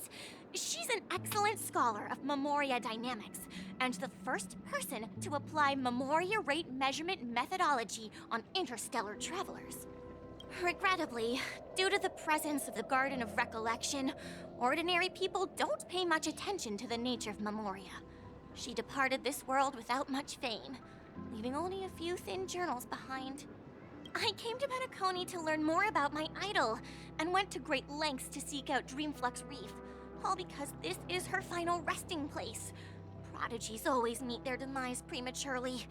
If only Madame Rosalina had more time, she would have discovered a way to reverse the flow of Memoria. I felt it. The source is in the golden hour. There is a certain anomalous presence stirring the currents of the memory zone. I must uncover more concrete proof. I must convince everyone. She's fine. She seems to be doing fine. Does the name Madame Rosalina sound familiar to you? It was one of the nameless mentioned by the conductor. That's right. It seems like she did a great deal of research and calculations in Dreamflux Reef before abruptly passing away. I had forgotten about that. Miss Kami regularly mentions her. I hear Madame Rosalina passed away during the prison war. She could see the Penacony of today. Its people building homes in the memory zone. I bet she'd be really happy. Perhaps. Perhaps. Our destination I don't know, is the Misha. commercial district. That's where the largest crowds gather in Dreamflux Reef. We might be able to find the others there. Oh yeah, I see March. But before going to meet March, I really need to go to the bathroom soon. I'll be back in like 2 minutes.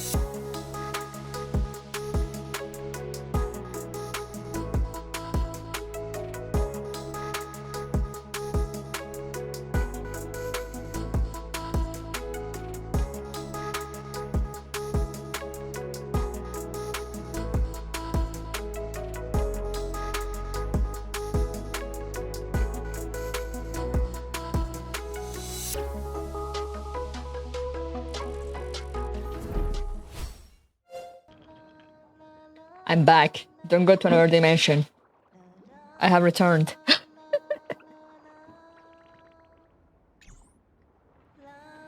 Right, let's go with March. Let me go! Please, come to your senses. I'm begging you. Ghost! There's a ghost! Don't come near me! Oh my. I'm human and so are you. Can you get a grip? Hey, March. Mr. Yang and Mr. Trailblazer, I've been waiting for you. Mr. Trailblazer. March is bullying that kid. Quickly, come help. I bumped into a member of the family on the way here.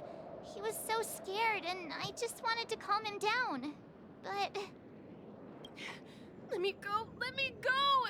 I've only done good in my life. Why can't I rest in peace after death? What? Well, this is how it turned out. You scare him this badly? Ha ha, you're a regular comedian. He thinks he's dead. Although, when I first fell in, I also thought the same. Dear guest, this is not the afterlife. This is Dreamflux Reef. That's right. Did you hear that? Repeat after me. Dreamflux Reef. You're talking to someone invisible. If Oh. I'm not dead, what am I? Hmm. I shouldn't have pushed my luck and tried sleeping in my dream. Curiosity kills the Papeshi. Invisible who? Stop asking! You'll alert the monsters! All the dead are right here. All of them! You're not talking about the memory zone meme, are you? Don't say that name! It's all your fault. They're coming! He seems to be doing fine. Oh shit. Wait. No. Oh fuck. Another journey begins. Oh well.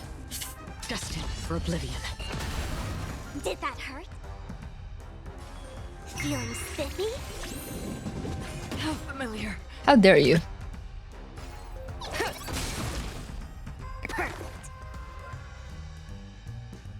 You are prepared for this, right? No, I am never prepared for combat. If I have to pass out, assume I'm not prepared. I love to pass, but I do not have her properly built. And it shows whenever I jump into combat with her.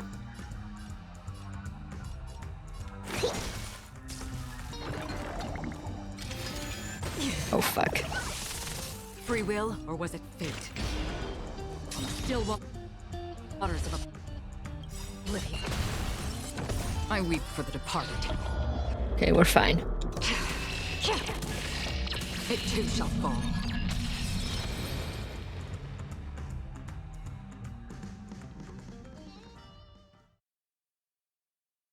We're good. Thank you, Akaran.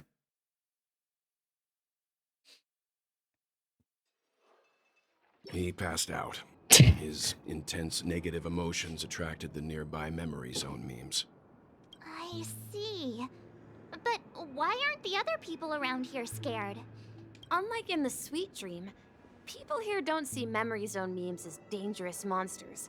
And even if they pose a threat, people can easily escape by forcing a wake-up call.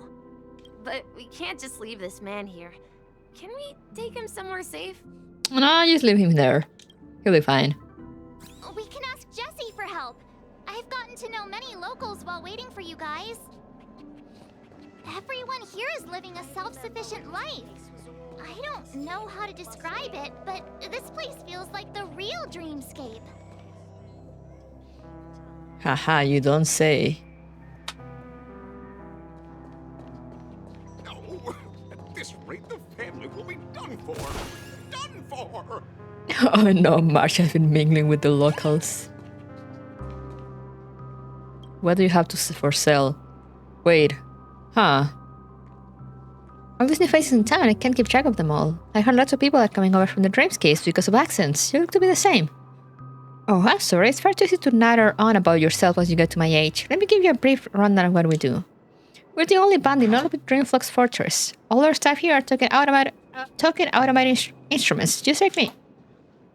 Our main trade is also in automated instruments. For just a few alfalfa credits, customers can take home the instrument of their choice and have it play for you at home. Of course, I personally am not for sale. We also sell around vinyl records here. Come here and flip through some if you're ever bored of feeling down in the dumps. I mean, after all, our store motto here is bring joy to the world through music. Okay, let me see the products. What do you have? What do you have for sale? Do I have money? I don't know about it. Oh yeah, I sure have enough to buy all the things. Buy all the music, always.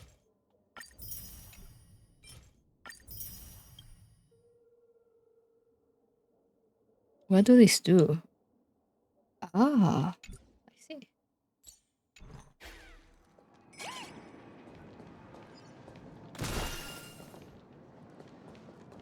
Wait. I knew you couldn't hold your liquor. You found me, the demon that is about to destroy this dreamscape. It was probably not easy. I am the fell fire that will burn out all happiness, the swamp that will devour the beautiful. I am the mastermind who causes dreams to fall into nightmares, the inevitable nemesis of the righteous. Abandon all hope, you cannot hope to win against me. Alright, Edgelord. Okay. This move like that, I see. Can I move it over there? Yes, I can. Excellent.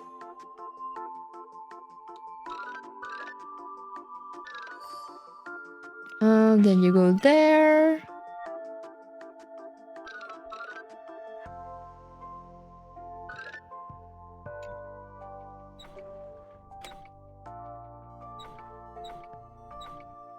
There should be something.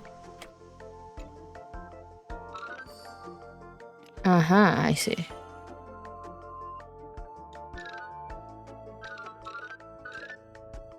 Right now, how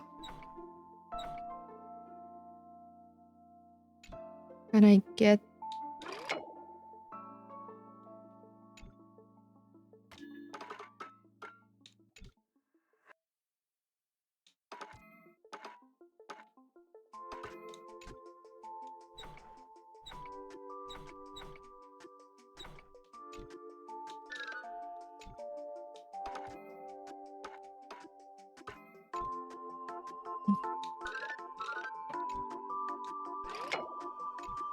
Oh, okay, there we go.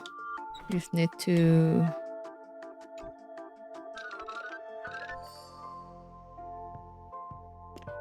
There we go. Excellent.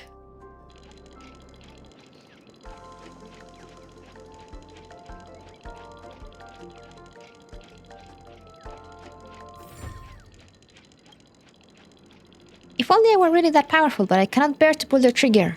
If I were more evil, more powerful, I wouldn't be pushed around with the family and guests.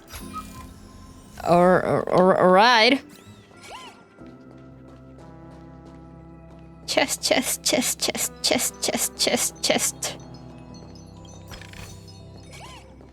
Wait, another one? Wait, let me get the sticker here first.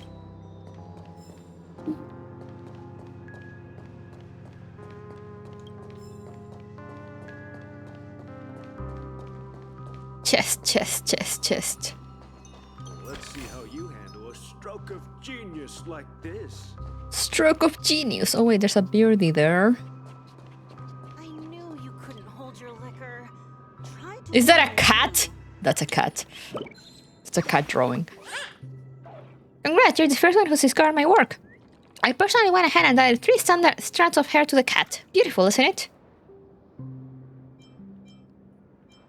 It wasn't necessary. How so? I'm most pleased with this design. I was going to do every cat in Dreamville initially.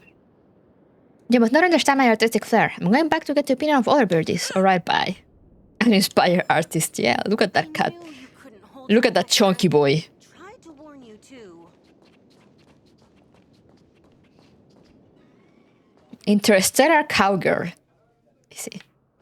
Okay, let's talk to this Jessie person. Evening, Jessie.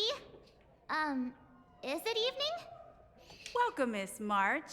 Who might these be? These two are my friends. As for the man lying on the ground, he's a scaredy cat who fainted from fright. Did you guys drag him through the ground? I see. Another poor guy who accidentally ended up here. I'll take care of him. There have been a lot of new faces lately. Things must be tough in the beautiful dream. The few remaining havens of freedom in Asdana will soon face trouble. Asdana? Do such things often happen here? Not really, but they're becoming more frequent now. Guess it's one of the signs of the Sweet Dreams collapse. This man has had quite the shock. Could you help me find a Halovian lady, March? Her songs can heal mental wounds. A Halovian lady? That must be Robin. She's also here in Dreamflux Reef. Huh? Robin? But I thought she... Oh, right. If Firefly is here safe and sound, then it means Robin must be okay too. Misha is about to take us to her to find out what happened. But before that, let's meet up with Himiko. You were with her earlier, right? We met some stowaways in the residential area. Most of them came from neighboring star systems. I heard that places like Dreamflux Reef are scattered throughout the memory zone of Asdana, like islands in the ocean. They existed before the family arrived. Oh. I also heard that when Dreamflux Reef took shape, it was the center of all dreamscapes in Penacony. If that's true, it's no wonder there are so many similarities between this place and the Sweet Dream. Himiko must be gathering information. Let's hurry up and get going. I see, I see.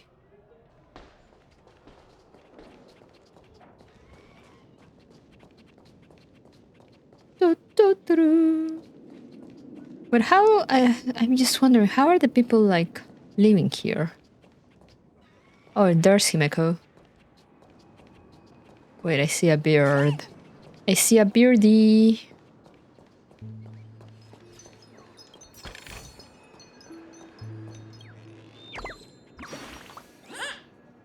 How do you see through my impeccable disguise? I even got a balloon with a wig to beat the other beardies. My eyes see all. I didn't think I'd lose so easily.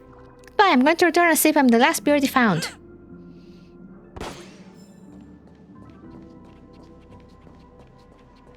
Melon.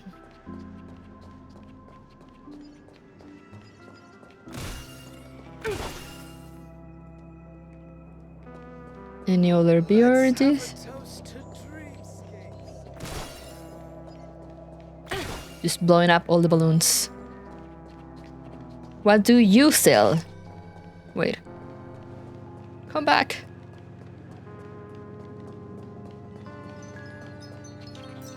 Woohoo!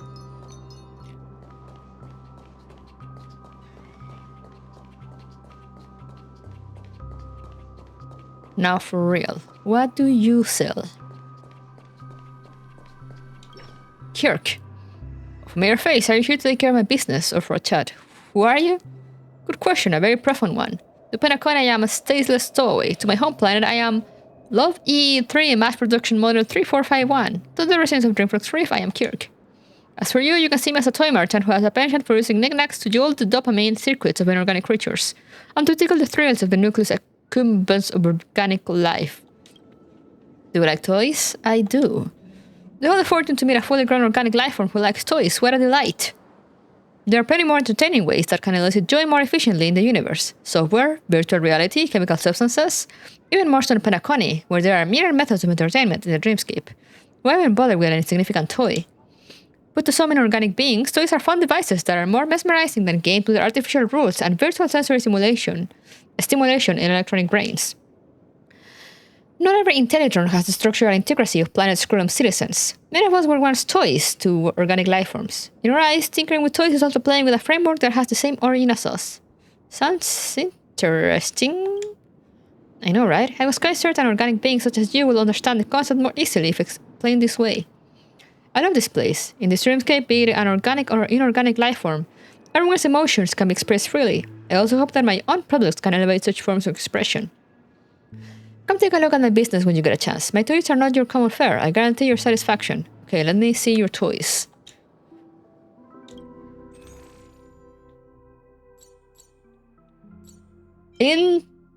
Interesting toys you got there.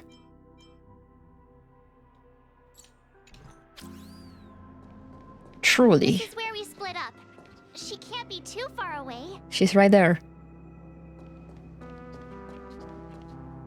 So that's how it is. I never imagined we'd gather the remaining details here. Who is this man and why does he have such a nice jacket?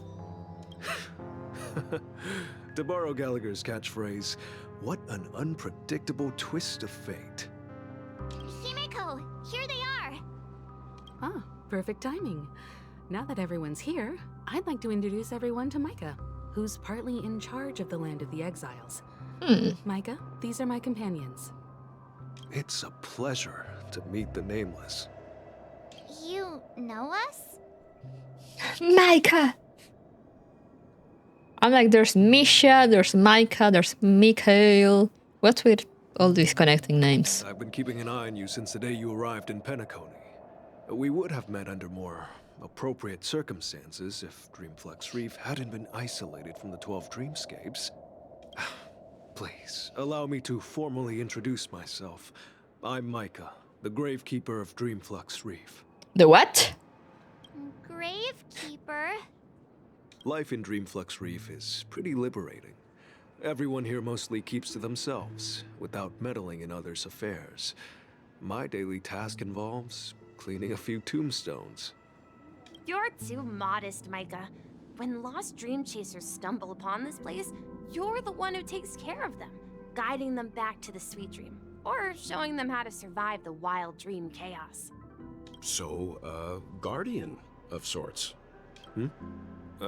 Were you talking to me, Mr. Yang? Can he not see Misha as well? On that note, Mr. Mika, which tombstones are you referring to? We didn't come across any graveyard when we arrived. Wait, actually, can March see him?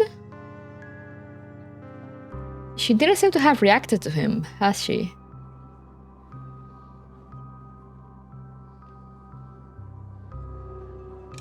They're actually just symbolic stones.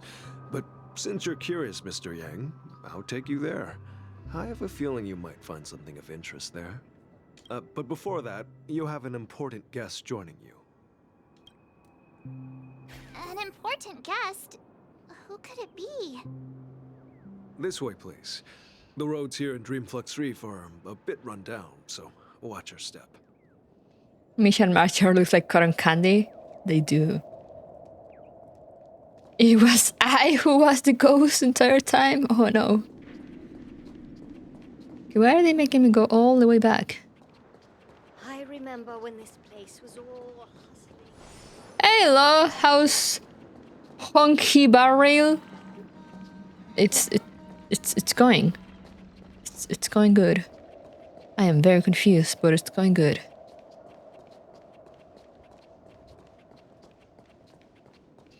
Oh hey, there's Robin. There she is. It really is her! Miss Robin! Pizza, good drink.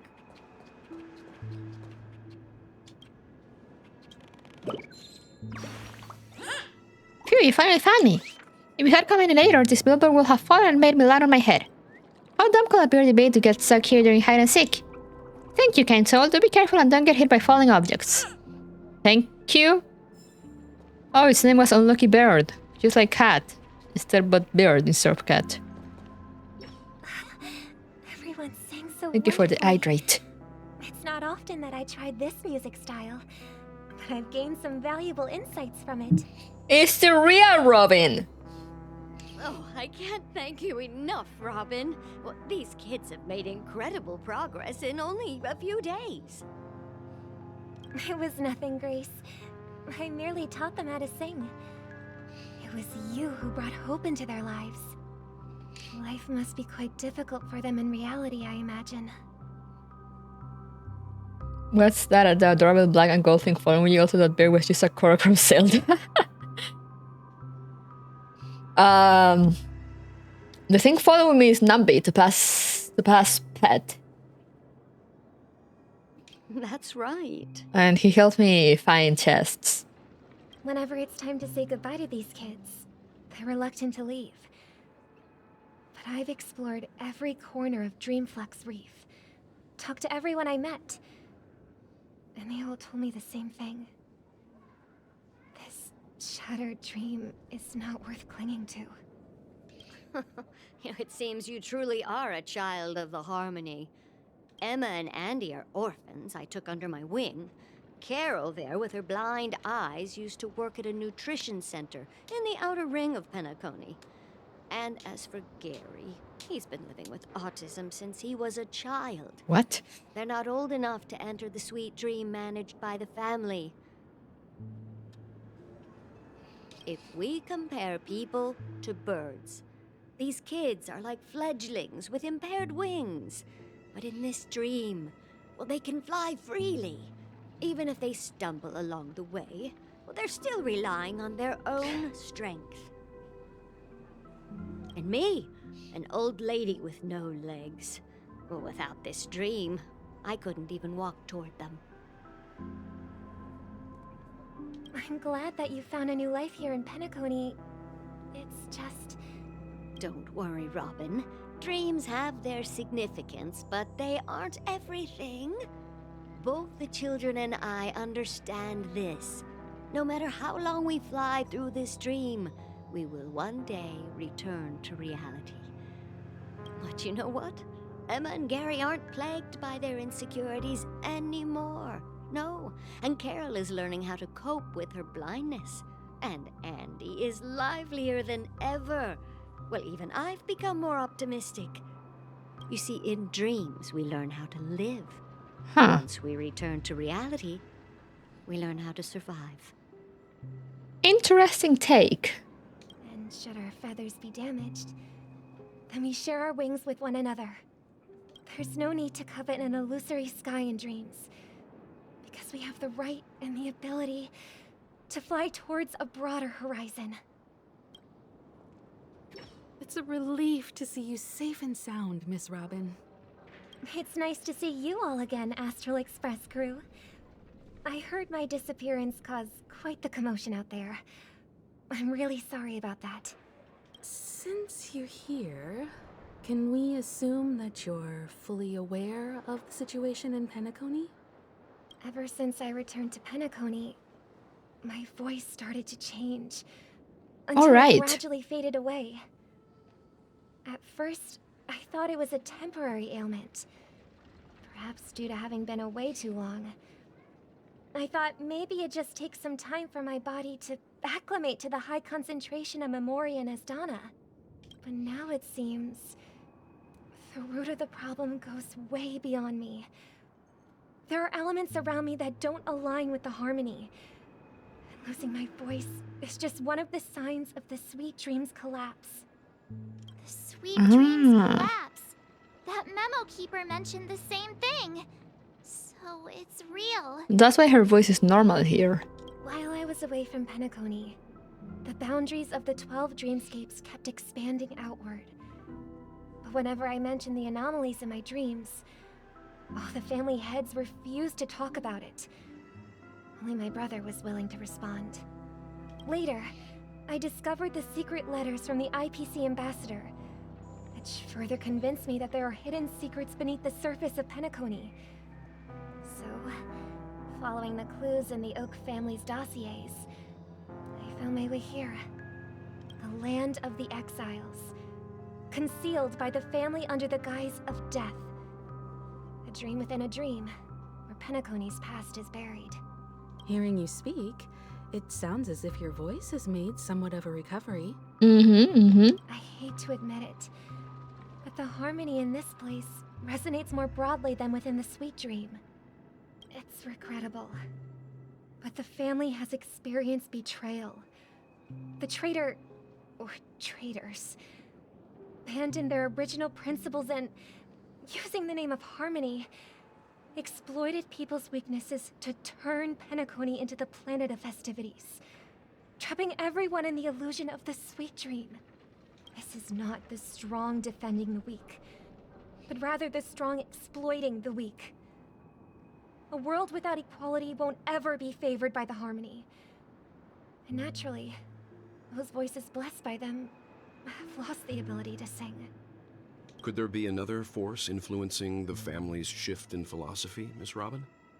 Considering what happened with Acheron, it's difficult to conceive of another entity within the realm of the harmony capable of influencing everyone.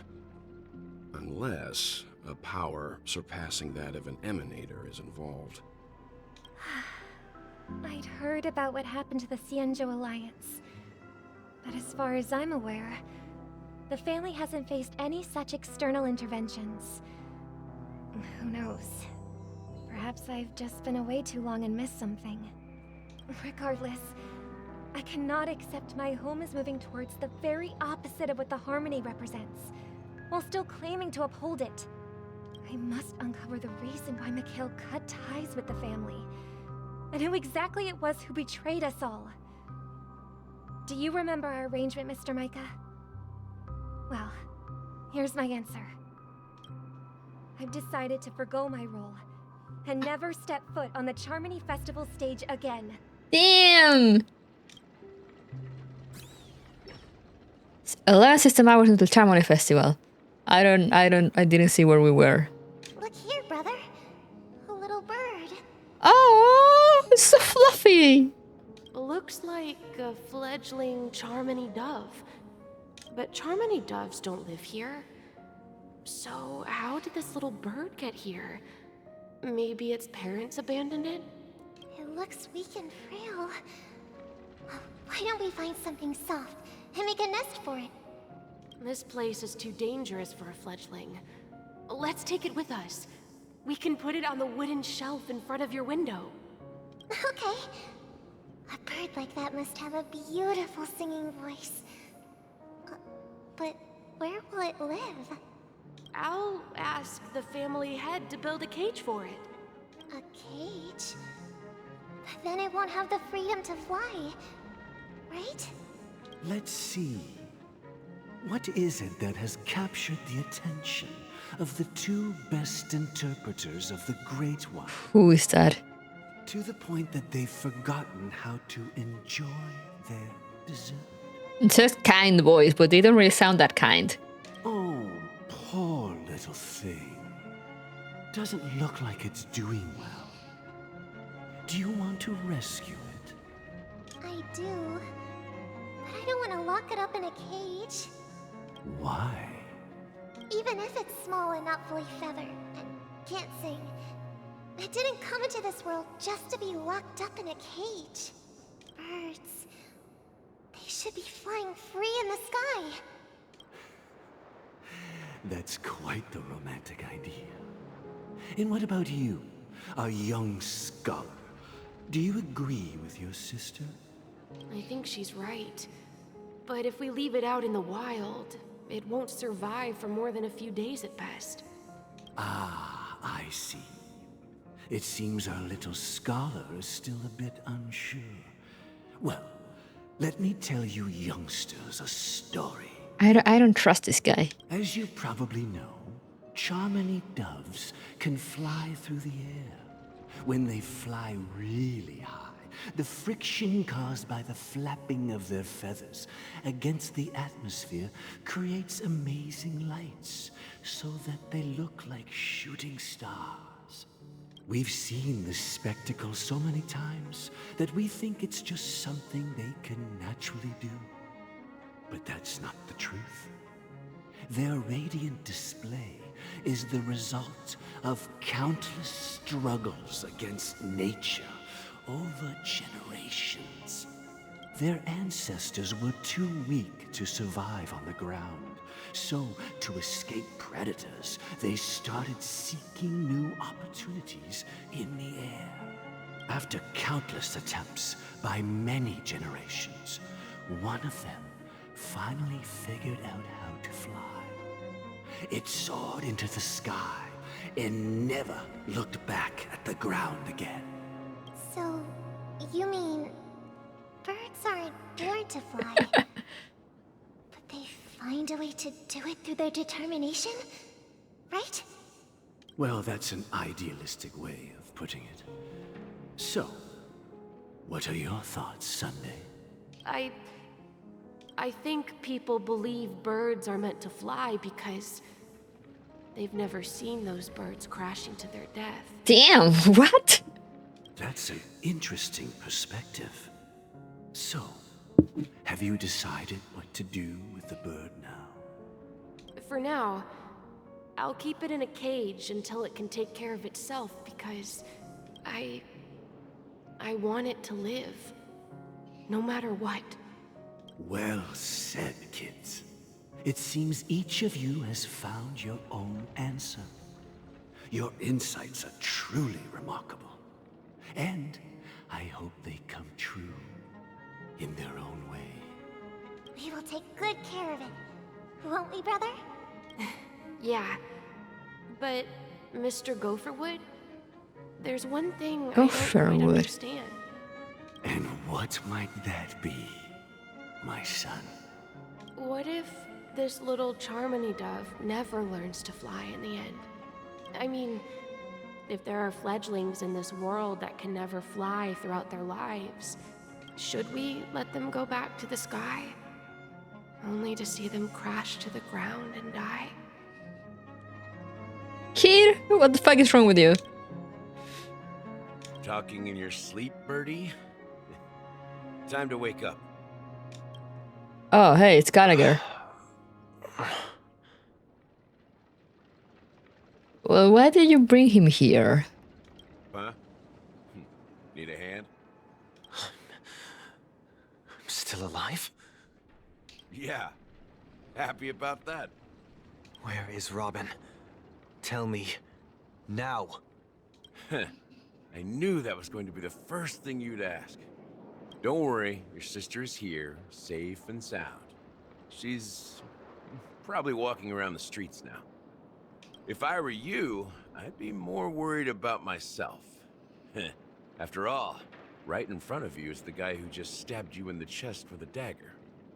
I mean, it was the thing, but yeah, I guess. If you wanted to kill me, you wouldn't give me the chance to speak. Just tell me your demands, lackey of the Watchmaker. So, you figured out who I am, huh? No wonder you had the guts to go against the Dream Master and the Four Families. Looks like I made the right choice. Choice? You are aware of my plan and see through my act. Fictionology. Time is running out, so let's drop the charades. I'm suggesting we cooperate. What? What makes you think I'd cooperate with you? The fact that the famous Robin has chosen my side. Plus, some clues about a traitor and a bright future for Penacony. Any of that catch your interest? Okay, so he wasn't bad, I guess? Is this a sparkle?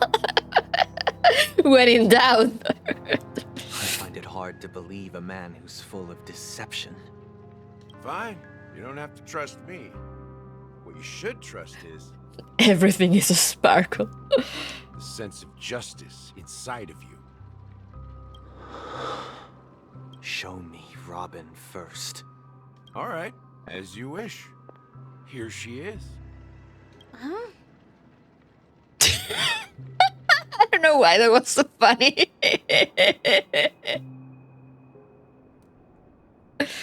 That's not Robin. I love how Patrick was just like, huh? What's your trick this time? Just kidding. I mean, this thing will lead us to Robin, right? And the crew, too. There are too many people who you owe an explanation. That'd be great. Please follow me, Honorable Oak family head. Now, all the actors are on the stage. Moments later. Oh yeah, right, we came to see the graves. This is the monument I mentioned earlier. The names inscribed on it should be familiar to all of you. I can't read. Rosalina and Tiernan. When Penacony was known as a frontier prison, it was the Trailblazers who connected it with the stars. They were the heroes who saved Asdana, and their names deserve to be immortalized. Not just on the small stone tablet, but in the annals of history for all of time. What if the buttons make people into sparkle? Oh no, she's multiplying. However, today, the planet of festivities is nothing but sweet dreams. That heavy piece of history is all a distant memory. Just like that prison. Sparkle just wants to turn the entire universe into herself. If their names are inscribed here, then that means... According to Micah, they died long ago. Rosalina was killed during the War of Independence. She ventured alone into the heart of the star system to investigate the flow of Memoria, but she never returned. Tiernan was a skilled gunslinger, strong and reliable. He led the people through countless battles, but he didn't live long enough to witness the arrival of true peace. What's the last one? A decade following the war, Penacony faced challenges internal and external. To protect Asdana, Tiernan took up the way of the Trailblaze and led the Lampmoth family to explore beyond the system, only to be surrounded and wiped out by the swarm. Oh. Though I had expected as much, the tales of these heroes truly are sorrowful. True to the title of Trailblazer, they spent their lives venturing into the unknown. But what about this tablet? There are no names carved on it. When Dreamflux Reef was created, its owner was still alive. However, he insisted on erecting a monument for himself, saying that it will happen someday. Here we meet again. Everyone from the Astral Express. Hello. Robin.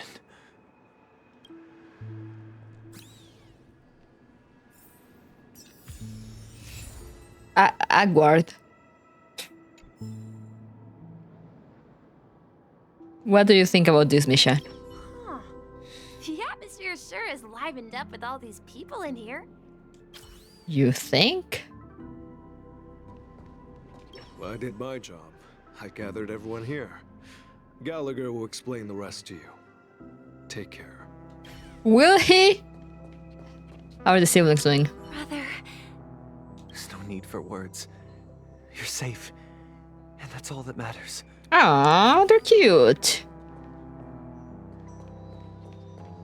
Wife. I brought Gallagher here. It's time to face the truth. And this fucker. I promised to give the siblings some privacy, so let's talk about our business first. What do you say? What is our business exactly? That sounds sensible enough. Since you went through the trouble of gathering the family heads, the crew, and the Stellaron hunters, I'm guessing you have something important to say, Mr. Gallagher? Oh, is it that obvious? The look on your face is practically screaming, I'm the one behind all this. You're right, Mr. Yang. It is indeed time to come clean on everything. The siblings already know what they need to, and they've made their choice. But you, Nameless, arrived a bit late. So it's only fair that I answer your questions. Before we begin, let me reintroduce myself. I'm the founder of Dreamflux Reef, the deputy of the Watchmaker, and the one who sent out that invitation. As Gallagher, the history fictionologist, I humbly extend my greetings to you all. History fictionologist. History fictionologist? So what? Everything you told us was made up? Yeah. Oh, thank God, some sort of answer. Fictionologists in this game, by the way, this game lore is basically people who just made shit up. Who just make shit up. Basically, they used to spread misinformation. So can we trust the answers we get from him? I don't know. Well, don't worry. Almost everything I shared was true. Well, except for the part about the family accepting me back. I double-checked with Micah, and everything he said about the family, the watchmaker, and Mikhail is true. Thank you for your understanding. Now let's get down to business. I'm sure you're all wondering why I went through the trouble of setting up this battle for the legacy. Inviting different factions and stirring up a ruckus all over Penacony. Yes. Well, it all boils down to something very familiar to all of you. The Stellaron. Of course. The Stellaron? But how is that possible? Penacony is a free-flowing interstellar hub. There are no signs of contamination whatsoever. You're totally correct. So, care to take a guess at what that means?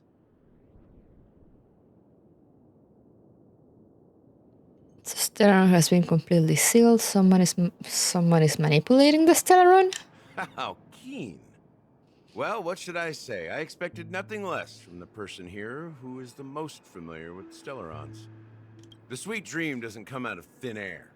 If you think of the memory zone as the sea, creating the land of the dreams is like filling that wild ocean with earth to make an island.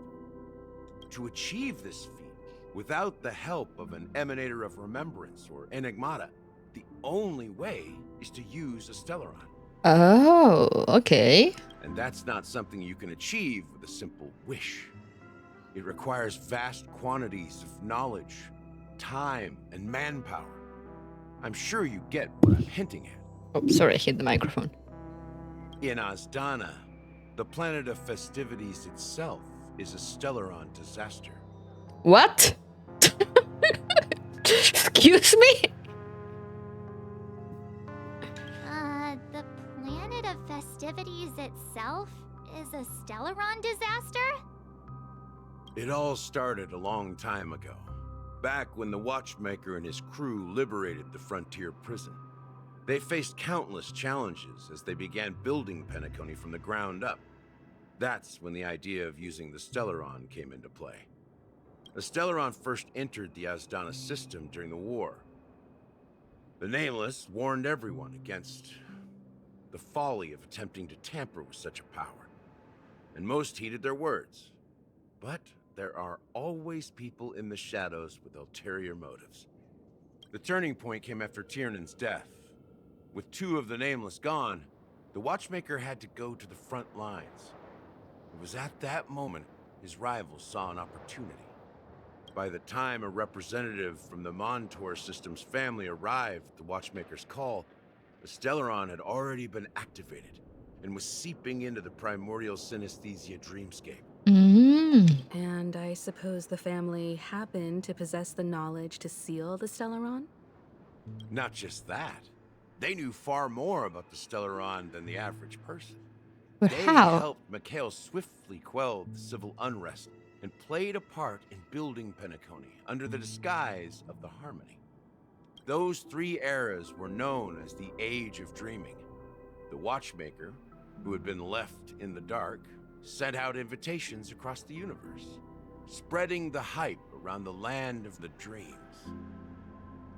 Then, how did they turn against each other? Remember the island in the ocean metaphor? The truth is, the Stellaron was never truly sealed. It existed in a different form within the dreamscape. Think about this. What would it cost to create and maintain such a lavish dreamland? It's people's lives. The opulent dream is built upon the decay of spirits, with a toxic elixir called pleasure flowing through the dreamscape. It tempts people to indulge in the dreamscape, And gradually their minds succumb, becoming nourishment for the sweet dream. Huh. Confusion, Nice. laziness, and cowardice. Weaknesses that plague humanity were magnified and nourished by the family. Penacony became a new kind of prison, even more impenetrable than the previous one. Sadly, we realized this far too late. By then, the family had a firm grip on Penacony, swiftly quelling any opposition that arose. At my wit's end, I had to use the power of the Enigmata, and sought refuge in this chaotic realm. Over the years, I created a meme within this dream for our use. Fictionologize. Dormancy. That's its real name. We exploited a loophole. You see, regular people can't fall asleep again while they are inside the dreamscape. So this is the true meaning of the impossible. You sent out invitations in the Watchmaker's name to find forces capable of resolving the Stellaron disaster and draw them into Penacony to uncover the truth. It's not just that. Above all, I wanted to see what happens when the major factions engage in a struggle for the legacy. Since this is the Watchmaker's first announcement in decades, the traitor within the family is bound to reveal themselves. Man really just said, I just wanted to see everyone fight. So, the legacy is just a facade. If you want to consider the Stellaron as the legacy, I'm totally fine with that. If that's the case, where is the Stellaron now? That's a question for Mr. Wings. The Stellaron is still under the family's control, and as the head of the Oak family, I'm sure he holds all the answers.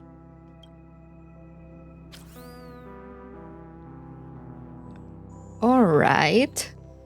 Okay, yeah, let's finish this dialogue with Sunday. I'm just gonna get this balloon first. Oh wait, let me go get that balloon and that bird also.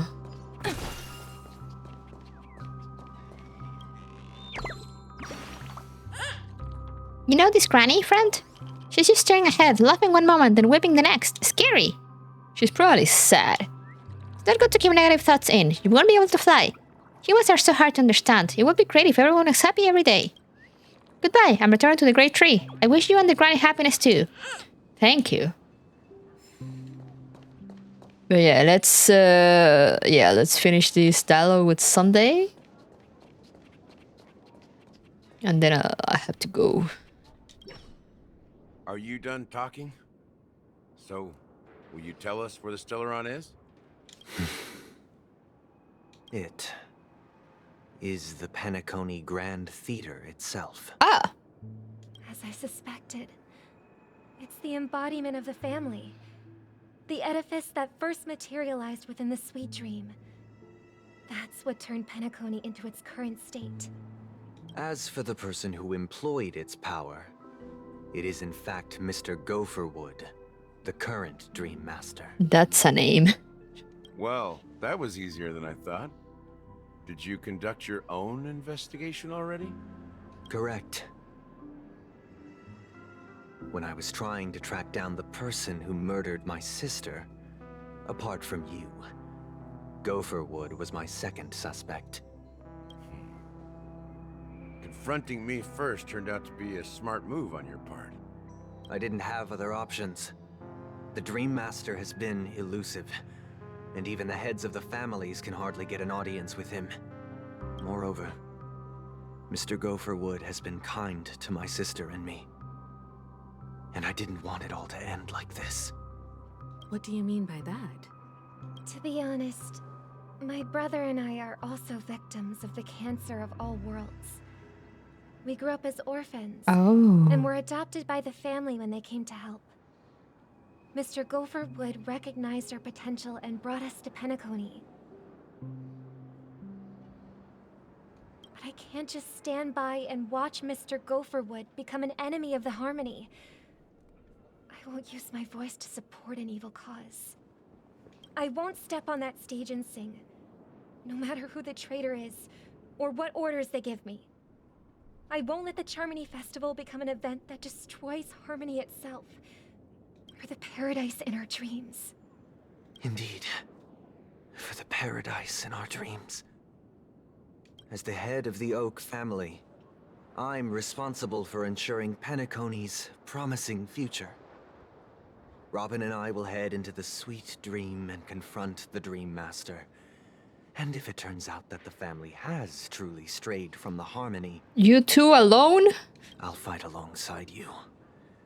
We'll put the Charmony Festival on hold and make sure Mr. Gopherwood pays for his blood debt. Oh, okay. The enemies you are about to face aren't like this old dog here, who can barely even bark. Since our interests are aligned, why don't we team up? Maybe, just maybe, we'll have a shot at success. We have always been following in the footsteps of our nameless predecessors, and there's no reason to stop now. Yeah, we Nameless won't back down from a challenge. Isn't that right, Mr. Trailblazer? Why is she calling me Mr. Trailblazer? We'd win. Heroes never back down. Peace was never an option. Exactly! It's time for the crew to save the world once more. Rest assured, sitting on the sidelines isn't in our nature. Mr. Sunday, Miss Robin, I'm willing to accompany you on behalf of the Astral Express. Having a third party present should help with negotiations. And could make all the difference if things get ugly. Thank you, Mr. Yang. Thank you all very much. The Charmony Festival is about to start, and time is against us. We must hasten. Everyone, let's gather over here. We still need to make some preparations. See what Will has to say. Man, this just keeps going. Damn. Okay, but I think it's good to leave it here for now.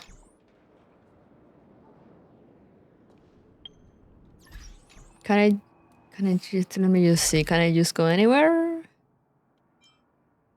Like if I...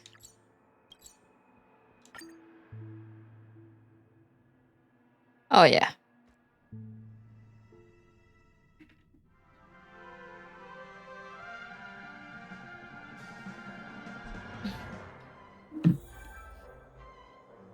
So yeah, let's just end this here then. Let me go back here. What happened to Knockoff Billy? I guess it's still in the Express with Dan Hang. They're having a show off. I don't know. They're having a standoff. They just kind of showed him there, and then they were like, "All right, now back to Penacony," and just completely forgot about him.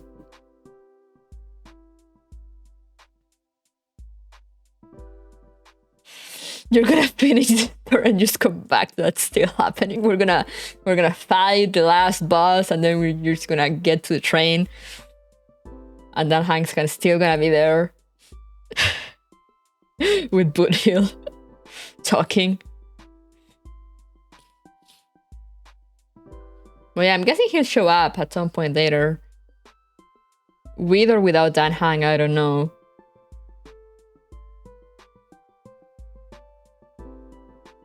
Yeah, I mean, clearly he said he was looking for Acheron, where Acheron was living, or like, did she leave? Really, I don't know. We shall see, I guess. But yeah, that was a lot of dialogue, a lot of story. I was not expecting it to still be. I mean, yes, but also not. I heard it. I've heard it's kind of long, so. I might end up continuing this next week. We shall see, we shall see. But for now, I need to go sleep. I work tomorrow. I will continue this on Sunday morning, right here. try to get a few more hours in.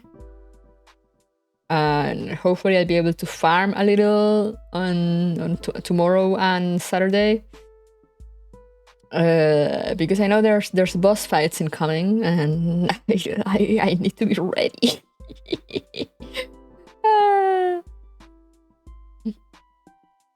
But yeah, no, we're finally getting some answers, kind of. But also I still feel that they're still early into the patch, so I still feel like there's a space for things to get turned around. So we shall see. We shall see how this ends. I don't know if on Sunday, but hopefully I'll be able to make a bit more progress on Sunday than today, since today's like short stream day. But yeah, thank you so much, guys, for coming. I hope you enjoyed. Hope you're following along. I don't even know what to say. There's so many things going around in my head. This is so good. Penacony is so good. I'm so sad it's ending.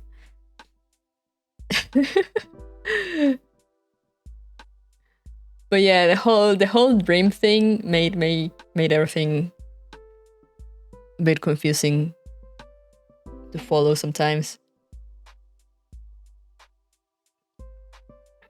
I feel they've done it pretty well so far, though. All things considered, like they could have messed it up so badly, and so far it's been great. So I'm excited to see how it ends. But yeah, enough yapping. Thank you guys for coming. As I said, I shall see you on Sunday for more Star Rail. But on Saturday also I'll be on YouTube continuing Reverse Collapse. And for now, yeah, enough yapping, time to napping, exactly. So thank you guys again for coming. Hope you enjoyed. Remember to take care of yourselves, stay hydrated, stay safe, rest well. And I'll see you guys next time. So bye bye.